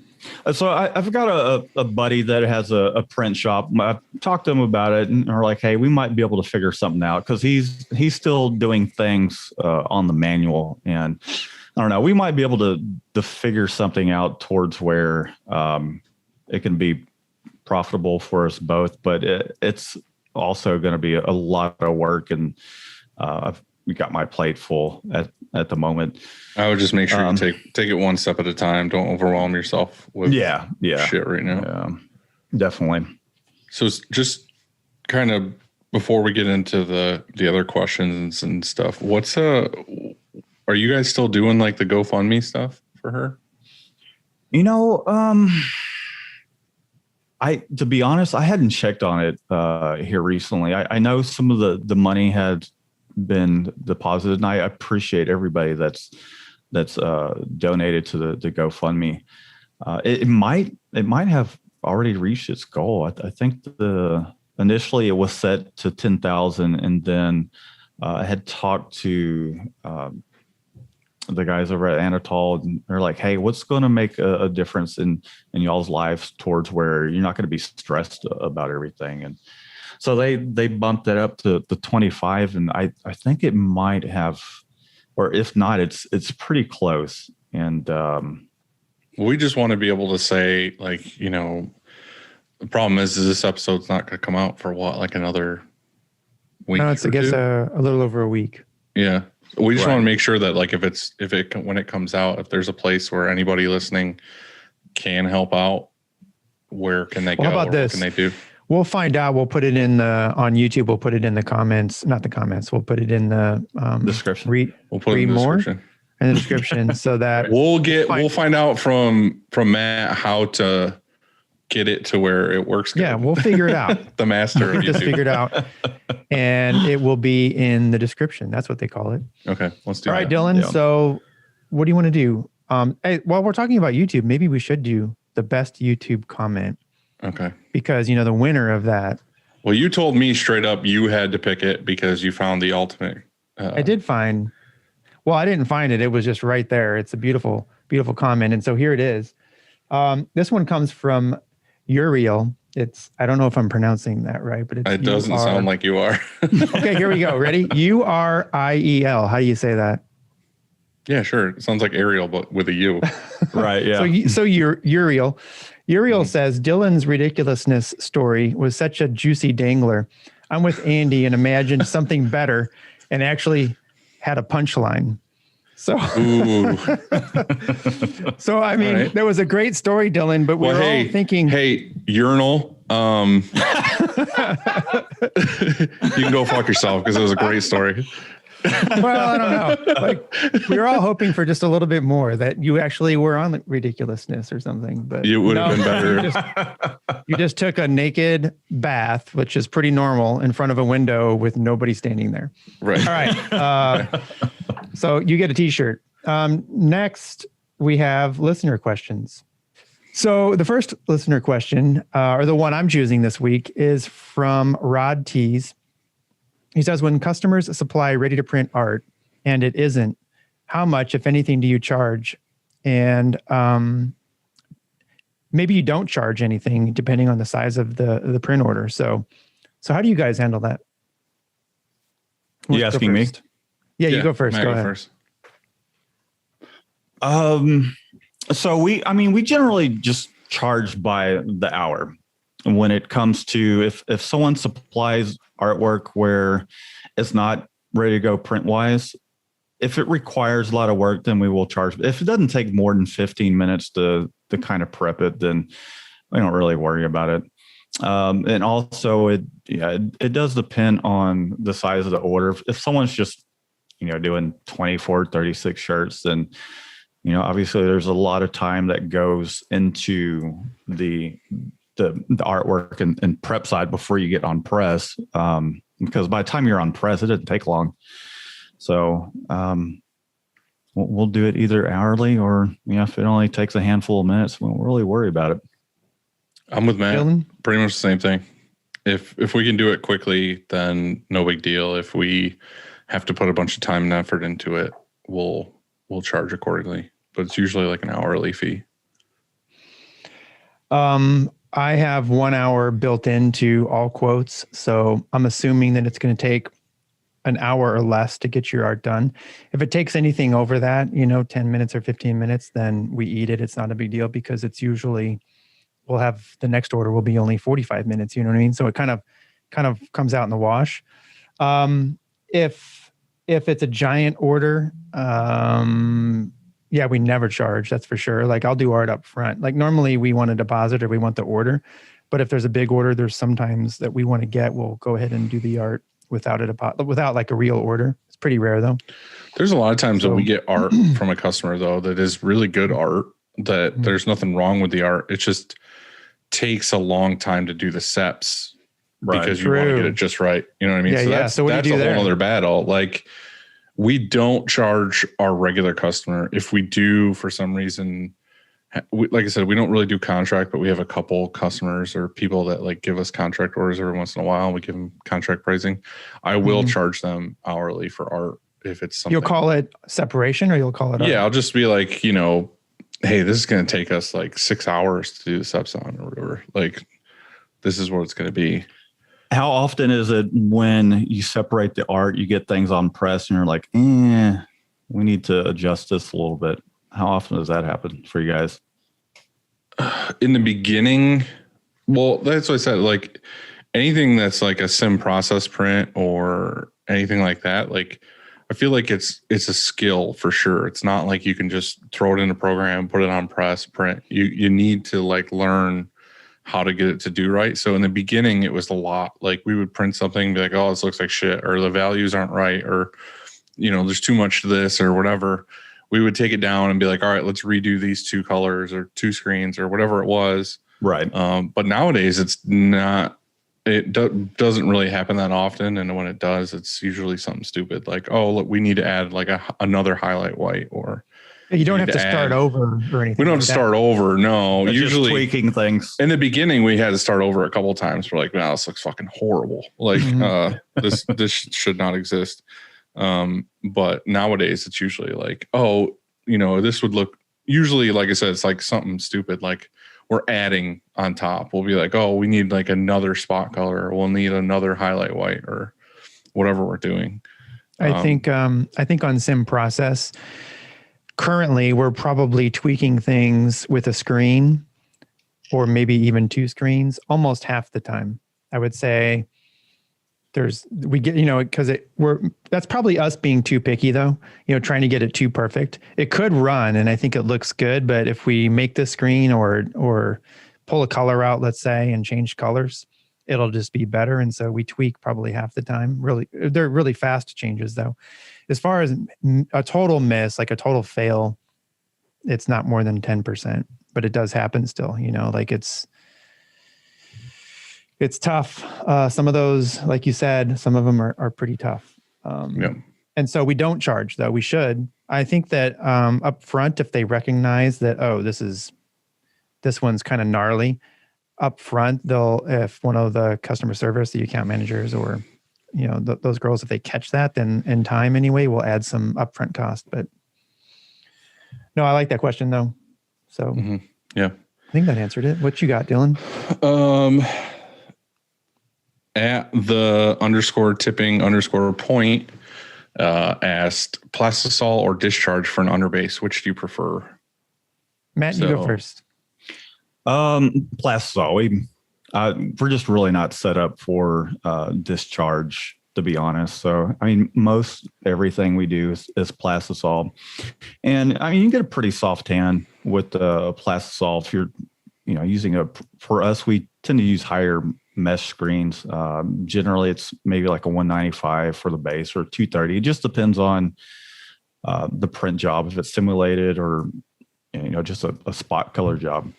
And then the rest of the colors will be a 230, and it tends to have a pretty soft tan. So I've messed with discharge in the past, but again, we're just really not set up for discharge because with our little 8-foot dryer, we're lucky if we could. You do really like need 60. a good dryer. Yeah. Not necessarily a good dryer, but you need more dryer. Right. Yeah. Even though this dryer, it is a forced air dryer, man, if it has to dwell in the tunnel for a minute and a half, we're doing like 60 shirts an hour, like that kind of thing, where it's like, nah, that's not worth it. Yeah. It's like baking a cake. Mm-hmm. And we don't get a lot of requests for discharge or water base, oddly enough. Everybody's just like, plastisol just kind of seems to be the standard around here. Mm-hmm. Dylan, how about you? It's different with every job. I've talked about this a few times, where we basically just look at the art and see what's the best possible way we could print this. We don't really look at it as like, what's the best way for us to get away with printing this? We usually look at what's the best outcome we can get for this design. Like, what's going to make this work best? So we get times where, we get a print that's, a 10 color print or something on the front, and it's a lot of the front of the shirt. My number one go-to would be, okay, let's do a discharge underbase, and then do soft plastisol colors on top, because then there's going to be a lot more breathability to that shirt. If it's a construction company who wants to get 100% cotton tees, then I would try to do a discharge or something on that, just because I know they're going to be outside in the sun and breathability again. Usually it depends on the soft hand. Like, I know if we're going to have a big thick print on the front and I just did plastisol everything, like, it's going to be too much ink. Dylan, you answered that beautifully. It was like the words were flowing off your lips, like you were reading it out of Wikipedia or something. It was absolutely a perfect answer, and I can't top it. So I think we should move on. Tell you really think about the people that are wearing these shirts and how comfortable they are out in the heat. And yeah, you have to. I mean, that's they're your number one. They're your judge. You know what I mean? Like they're buying the shirts from you. They're gonna get them. They might look cool, like that first impression. They might be like, oh, these look cool, but then they have to wear them. sure, If they're going to be uncomfortable in them, they're going to be like, well, fuck this. I'm not going to get these again, or I don't like this or whatever. And it's like, we just want it to be good. Like we want it to like be all sure around. that they're happy with. We want to make sure it's as cool. Like we have all the tools at our disposal to do both. So like, why not pick and choose between every customer? Like there'll be customers that don't even ask. Like most of them don't ask. They're not like, oh, I really like to do discharge underbase. We just do it because we know it's going to be better. Like most customers don't know what discharge is. And if you mention discharge, they think I have some kind of infection. So it's like, they don't care. They just want a cool shirt. So you just try to do what you can for them. Do you find that, and from our experience, this is the case, but when you bring that up and all they're coming in with is, I want shirts for my company, and they just have their art and they want it to look cool. But when you tell them, you're like, hey, we're going to do a shirt rather than it be 100% cotton of 50-50, and it's going to be better because it's not soaking. You're not going to feel like you're wearing a wet blanket. How often is it that someone is actually like, wow, I never really thought about that, and just kind of you earn their business time. Or a lot of time? Okay. That's my like go-to. Like, honestly, that's my strong suit in the company is just like talking to people. So like especially when we get somebody that comes in here, I show them like all the different types of printing we do and the different things that we can offer, like just teaching them and like educating them on like how this works or like what's available. Like most of the times you get people that come in here, like, I want to start a clothing line. They're just like, okay, well, I know I want like a red shirt. And it's like, all right, well, did you know that like these style tees even exist? Or like, here's like, like here's a beach hoodie where they're like, oh, I didn't even know that existed, or a Henley or whatever. And it's like, talk to them about different garments. And then you talk to them about the blends, and then you talk to them about the inks that can go on those shirts. And it's like, there's so much stuff. And then you start actually just like telling them about all the possibilities, and they're like, oh shit. And then they're like, oh, I have to come here. This guy knows what he's talking about. How often is it that you kind of actually walk someone through the process where they come in, they just think that you're doing like DTG or something like that, where they don't really fully understand how garments are decorated? How often is it that almost every time anybody comes in here, I'll give them the full scoop? Like, it's rare that I'm just like, okay, this is what you want. All right. Then just take their word for it and put it on whatever. A guy could come in and be like, I just want black tees with this print. And I'll be like, all right, well, which one of these? And then like, why, what are you doing? What are you using them for? Like, I try to dig deep and steer them in the right direction, because like I said, most people just don't know. Right.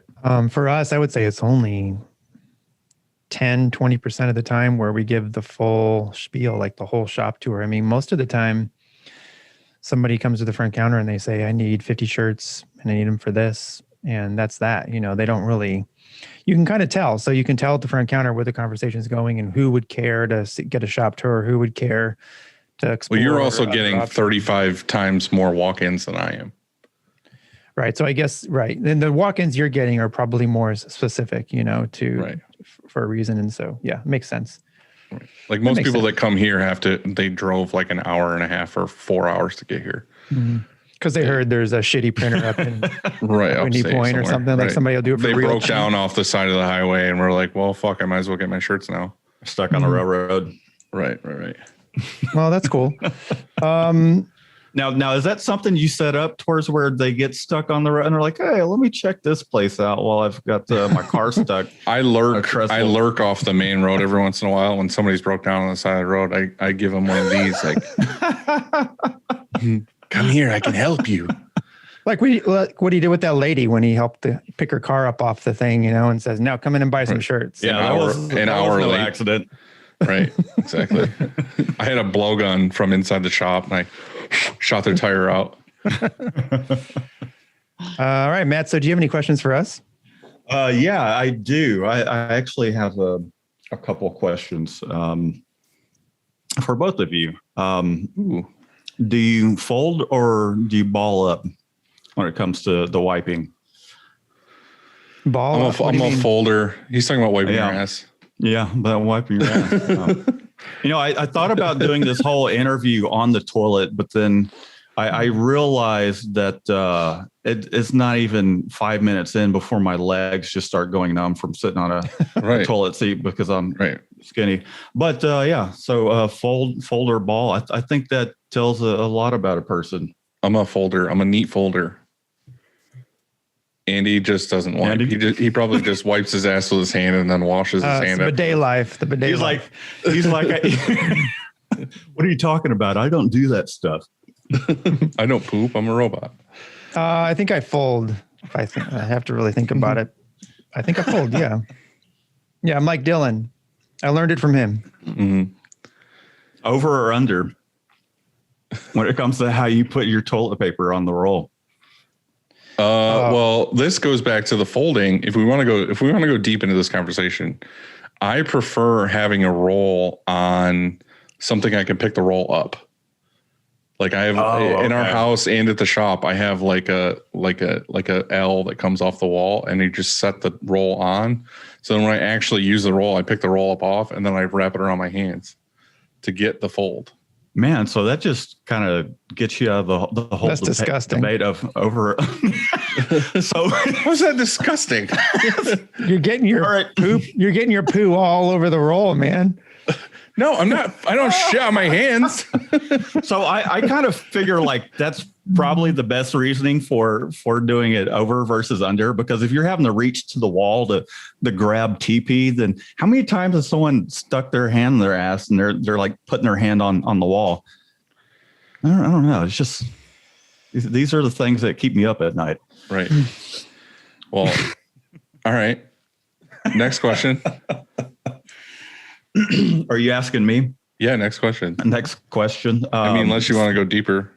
Yeah. I mean, I guess we could go from. Do you go from front to back or back to front, or you kind of meet in the middle?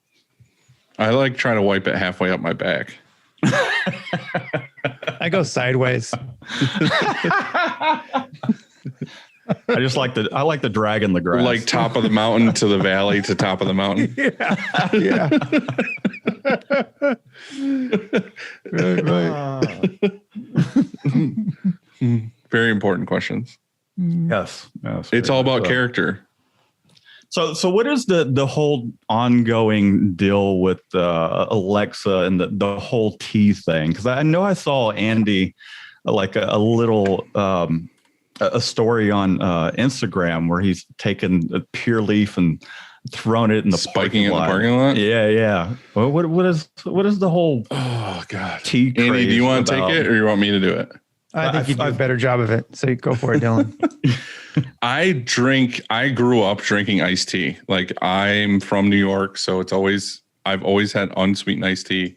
But growing up, my mom always had a big pitcher of iced tea in the fridge. And to me, it's honestly the most like refreshing beverage. Like if I had a choice to like, I was in a desert and I ran in the house and I had to have like a drink, I would definitely rather have iced tea than water.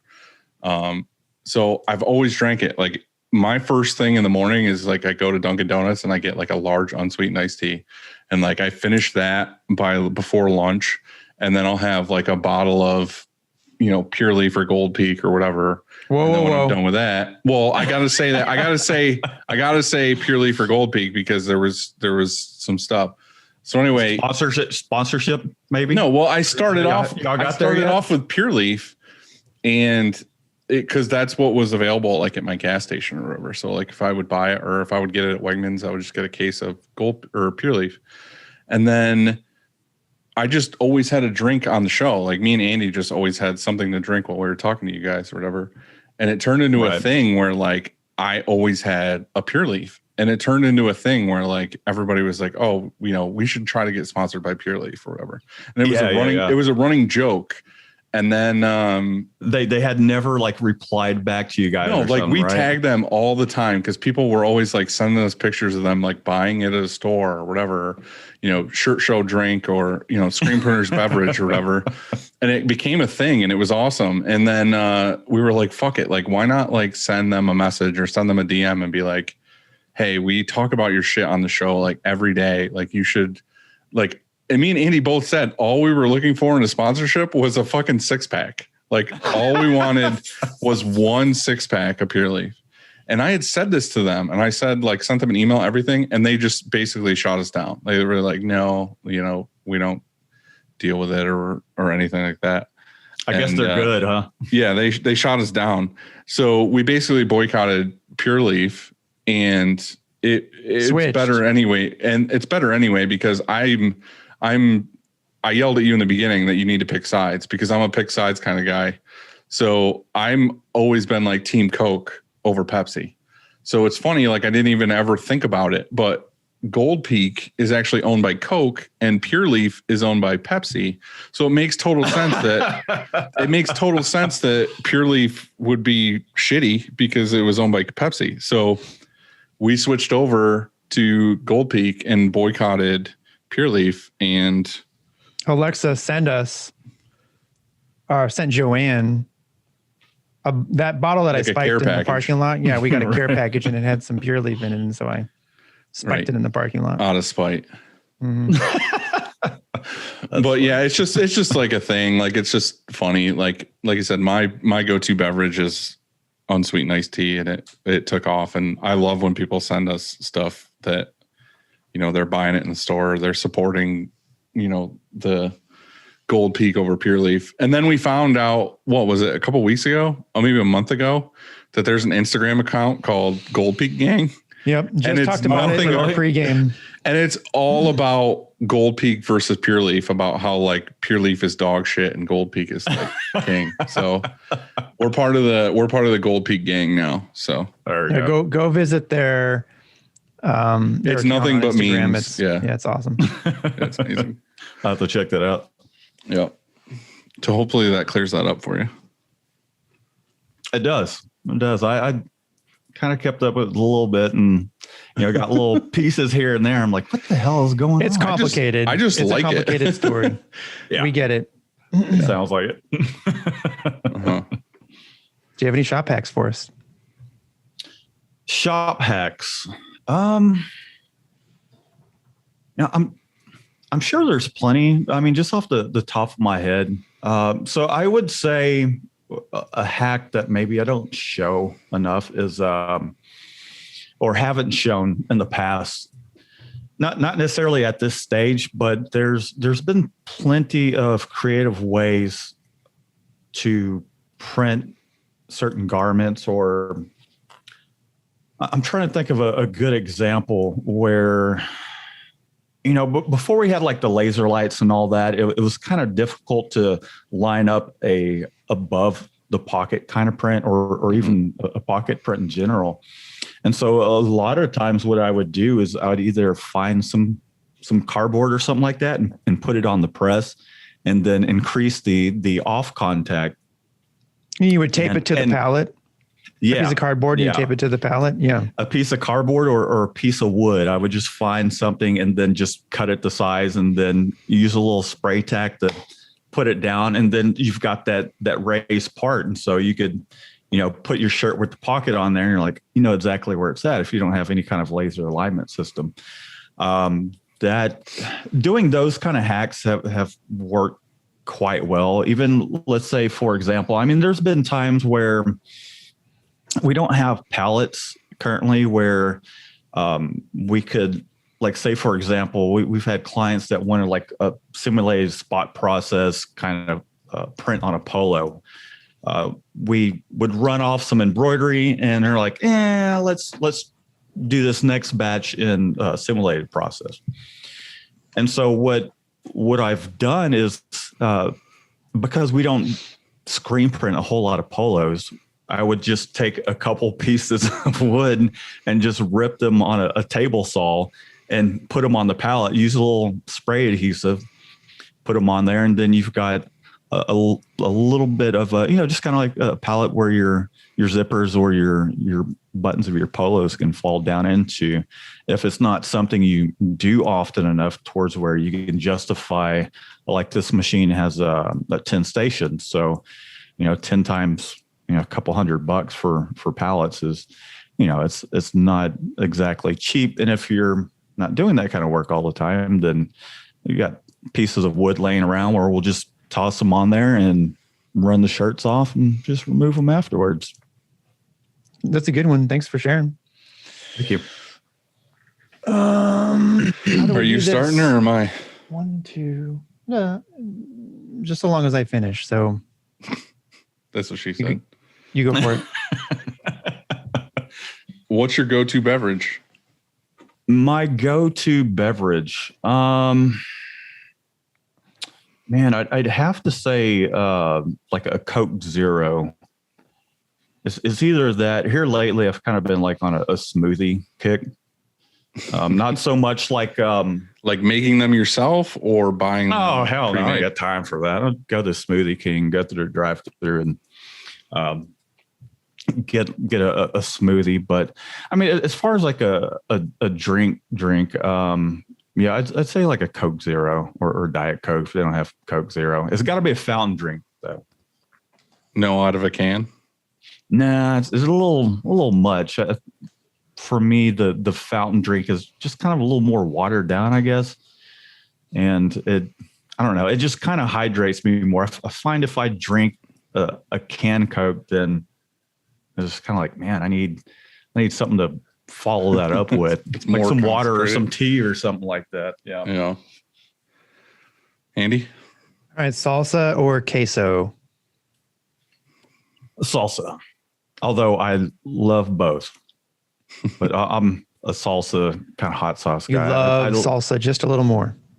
Yeah, I like the heat. Like I'm kind of have you guys seen the Hot Ones show? Yeah. Oh yeah. I've thought about doing that to a certain extent with screen printers, but then there's like the logistics thing where it's like getting people over. I was going to call it like hot off the press or some shit like that. It's like, I thought that would be like a cool idea, even though it's not completely original, but it's a great concept. I've always just enjoyed like, I'll go to, whatever wing place and I'm the dude that's always getting like the suicidal wings or whatever. But I wouldn't eat nothing but those because then it's really not that enjoyable. It's just like occasionally I like the heat. So your go-to is salsa and you always go for the hot. No mild, no medium. No, I'll do the mild and medium because I mean, he likes the variety, but he also likes the hot. Right. I prefer it to have a good flavor to it, not just the heat, because I mean, it has to taste good. And plus, I mean, if it's super hot, you're kind of going to pay the consequences down the line anyways when it comes to whether you fold or ball things up. Yeah. You ever had a spicy margarita? I have. Yeah, I forget what they call it, but they put there's a couple ways they do it. They have the kind of spicy salt they either put around the rim, or it's almost like a liquid Mexican candy where they put it on the actual rim itself. I forget what it's called. I had one last night and it was a serrano pepper infused tequila. Nice. Okay, so when it's actually infused into the beverage, I always find it has just kind of this weird bite to it. Like it's just kind of a weird flavor. This one was really good. So if you're in St. Louis, yeah, I'll get you one. Okay. Ever make it up here? I'll get you the serrano pepper infused margarita. I know I've tried like a jalapeno beer before and I was like, man, this just tastes like someone put a bunch of pepper inside of beer. Like, I don't know about beer. Yeah, I don't know if I'd do it in a beer, but margarita, it's like it wasn't too much. If it's a lot of pepper, not for me. When it comes to the alcoholic beverages, I'd say a margarita is probably, if I go to a Mexican restaurant, that's what I'm going for rather than a beer. I don't know. I don't get too thrilled about filling up on beer and being all bloated. Yep. Do you think fish get thirsty? We're talking about fresh or saltwater fish, because I imagine Any saltwater fish, fish. they're in water all the time. Yeah, but a saltwater. No, he's got a fish, point here. Saltwater, it's salty. You know, Yeah. that's like you're probably a little more thirsty. How are What- they not? what else are they gonna dehydrated, drink? Period. Exactly. But just- What's the answer? Just think about it. When you go to the ocean and you get some salt water in your mouth, you're just like. But when you're at a Well, lake what does or a fish something do? like that- Is he just all of a sudden like, I'm just going to ingest this water instead of just breathing it through? How? I mean, do they even need to? I mean, they're in water all the time. I mean, it's not like they need to be hydrated. So I don't think they get thirsty. Yeah, but what if they don't want water? They want tea. What if they're from New York? Like the New York fish, they have a certain They go to Boston. beverage. Yeah, that's Boston. Yeah, their go-to beverage isn't water. All right, next question, because that was a. I don't think we have the answer to it. We're gonna have to Google it. There is Best no answer. recent, best recent read, listen, or watch. Watch. He went I right. like how I added watch. that. I added that watch in there. You have to. Yeah. It's not very often that I read. If anytime I'm reading something, it's generally to learn something, and it's not for entertainment's sake. Listen, I'm not too big into like audio books. I will listen to the radio and talk shows and whatnot, but What's the last cool movie you watched? man, I'm trying to think. I don't know. I kind of feel like here lately, Shannon's kind of been on this Aliens kick, and we've been watching like the Alien saga from, the very first one and going through that. Now, do you watch Aliens or do you watch the AVPs as well? No, yeah, those as well. Yeah, those hell are yeah. great. All right. Yeah, those are great. I love those. I mean, I've kind of grew up on that kind of stuff. Aliens, the Predators. Get to the chopper, like that. Right. That kind of stuff. But as far as like something that just sticks out, I can't really think of anything. I kind of tend to, at the end of the day, I tend to watch things on YouTube where it's like. Just people doing stupid shit to cars or just drag racing or something like that. It's like this dude, Cletus McFarlane, where he's trying to see if he could drive his Humvee underwater, bought a Humvee and just put a huge PVC pipe on it and just drove it under the water, got stuck. It's just kind of entertaining things like that. Do you ever watch Roadkill? I do. I like watching Engine Masters as well, because they got a bunch.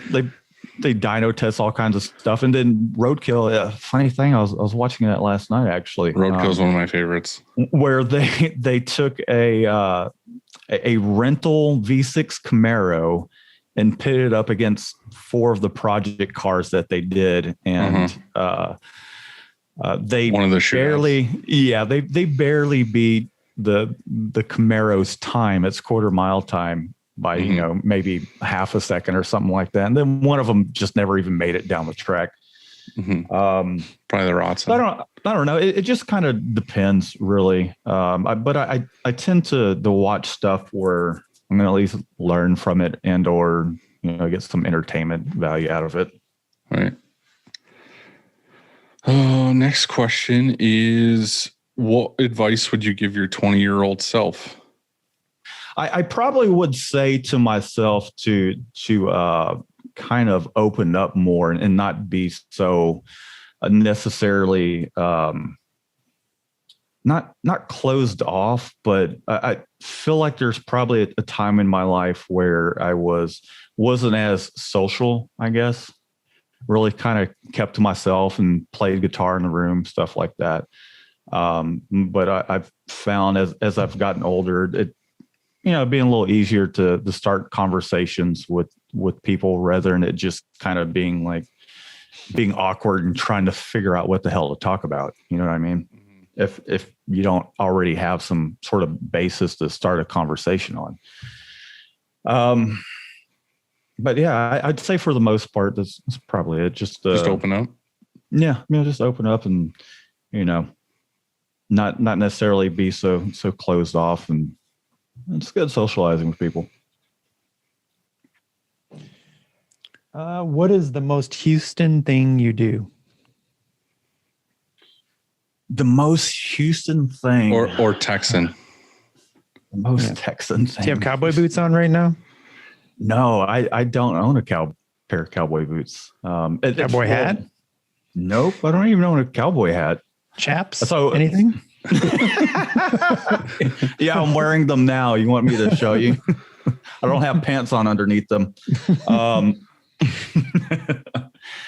So I'd say Houston wise, it probably, so I think a lot of people kind of have the stigma of everybody has a horse in Texas, that kind of thing, when Texas just has there is a lot of kind of country land, but I mean, for the most part, I think most Texans are within some sort of big city. As far as Houston, Texas goes, man, everything's so spread out. So I'd say, and it's not that Houston Texan, I guess maybe hitting up a bunch of venues and checking out bands, really, but I couldn't say that's necessarily. Well, that just says there's a good scene in Houston then. Right. Yeah, there definitely is. But as far as something that's specific to Houston, I can't really think of anything. When I went to in high school, we took some sort of vacation, not on our family bike. I went on a school trip. That's what I'm trying to say. I went on a school trip to Galveston, Texas, and I noticed how close it was to Houston. I was like, man, if I lived in Houston, I'd be fucking down here every weekend. So the most, I thought you were going to answer like go to the beach or something, because I loved it. We were down there. We camped actually we stayed at a campsite and camped on the beach. Yeah. We go during the summertime, we go at least like once every other weekend, because it's not that far of a drive, and it's a lot of fun. It's not the nicest beach, but it's definitely a lot of fun to get out and swim in the ocean, and occasionally camp on the beach, or once a bunch of people are gone, make a fire or whatever, and just kind of chill. Does tend to get pretty windy once it starts getting a little darker, but yeah, I mean, it's always a good time going to Galveston. Right. Aside from the post cleanup, where you're getting all the sand out of the car and making sure you run your car through a car wash that's got the chassis wash underneath it, so things don't start rusting out. I still pick sand out of my backpack, and I was in Florida almost a year ago. Oh yeah, there's still beach sand in the trunk of my car, because it just, we'll take just a whole bunch of toys and crap for the kids, and chairs, umbrella, all that stuff, and it's almost impossible to get all that sand out. All right, Dylan.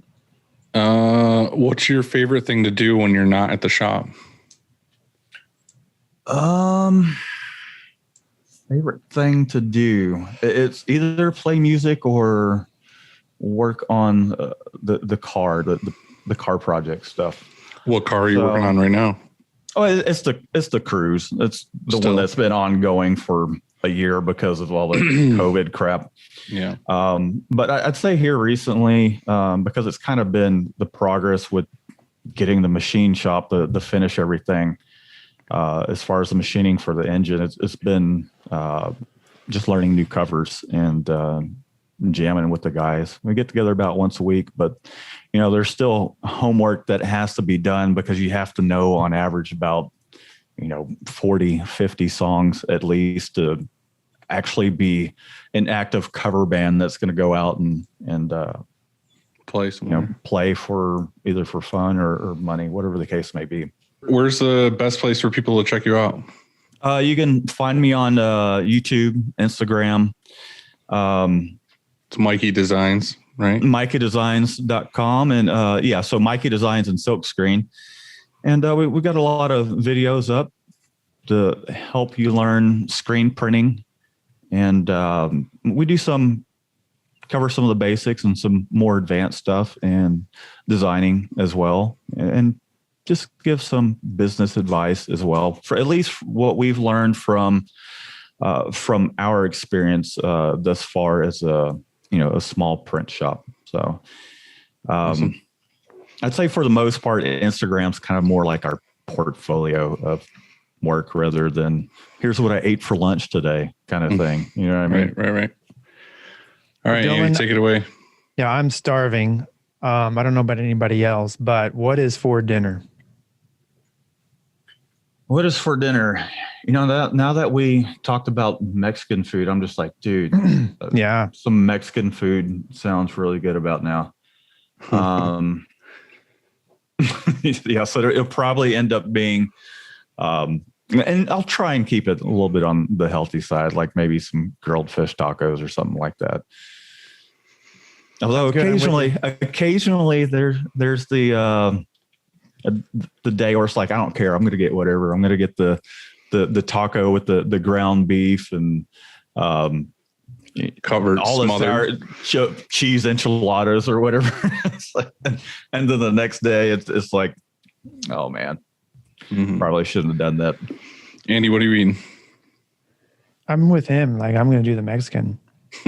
Sounds good to me. Well, I don't have any plans, so I guess I'm going to go get Mexican too. Is that speaking of, is that a pinata behind you over there? Me? Yeah. Yeah, I got Dylan, that. yeah. I got a little one there, but I also have this Printata. custom made squeegee pinata right here next to me. It's That's not dope. a squeegee pinata. It's a printata. Oh, printata. Where'd you get Printata. that from? Did you just get a hold of the company and say, Floodpole sent it to me. They made them. nice? So That's pretty cool. No, it's pretty awesome to get. I'm definitely gonna keep that forever and not smash it. Andy's got his Andy's got one as well. Holy crap. Floodpole So- sent us one too for our birthday. 10-year and anniversary. We were supposed to fill it with candy and break it, but I didn't have heart to do it because it's just so beautiful. Yeah. So, have you ever broken a pinata at the shop, just kind of having fun with the employees and all that? No, but Someone would get smashed with the whatever you're using to break it with. We've done it a couple times, and it's been a lot of fun. Generally, they're, instead of it being filled with candy, they've been filled with little bottles of Little liquor bottles. different types of liquor, and then we'd all have a shot or whatever and get back at it, just to kind of celebrate birthdays. And well, dude, my thoughts are with you guys. I hope that that she's doing okay, and tell her we said hi. If you need anything, let me know. You know how to get I hold appreciate of me. it. I appreciate it, guys. And man, I can't thank you guys and this screen printing community enough, because had it not been for y'all's help, who knows where things would be right now. I mean, we're still getting a couple more people in here that want to be part of the Mikey Designs family and just kind of keep things going. And then, once Shannon gets better and she comes back, then we can just kind of rock and roll from there and just continue to grow things until we're happy with where we're at. Well, cheers to that. Yep. Well, go enjoy your fish tacos, and I'm gonna go figure out where I can get some. Chipotle. All right, guys. Yeah, probably Chipotle. That's my only option. All right, guys. Have a good night. Y'all have a good one. I Later, appreciate dude. it. See ya.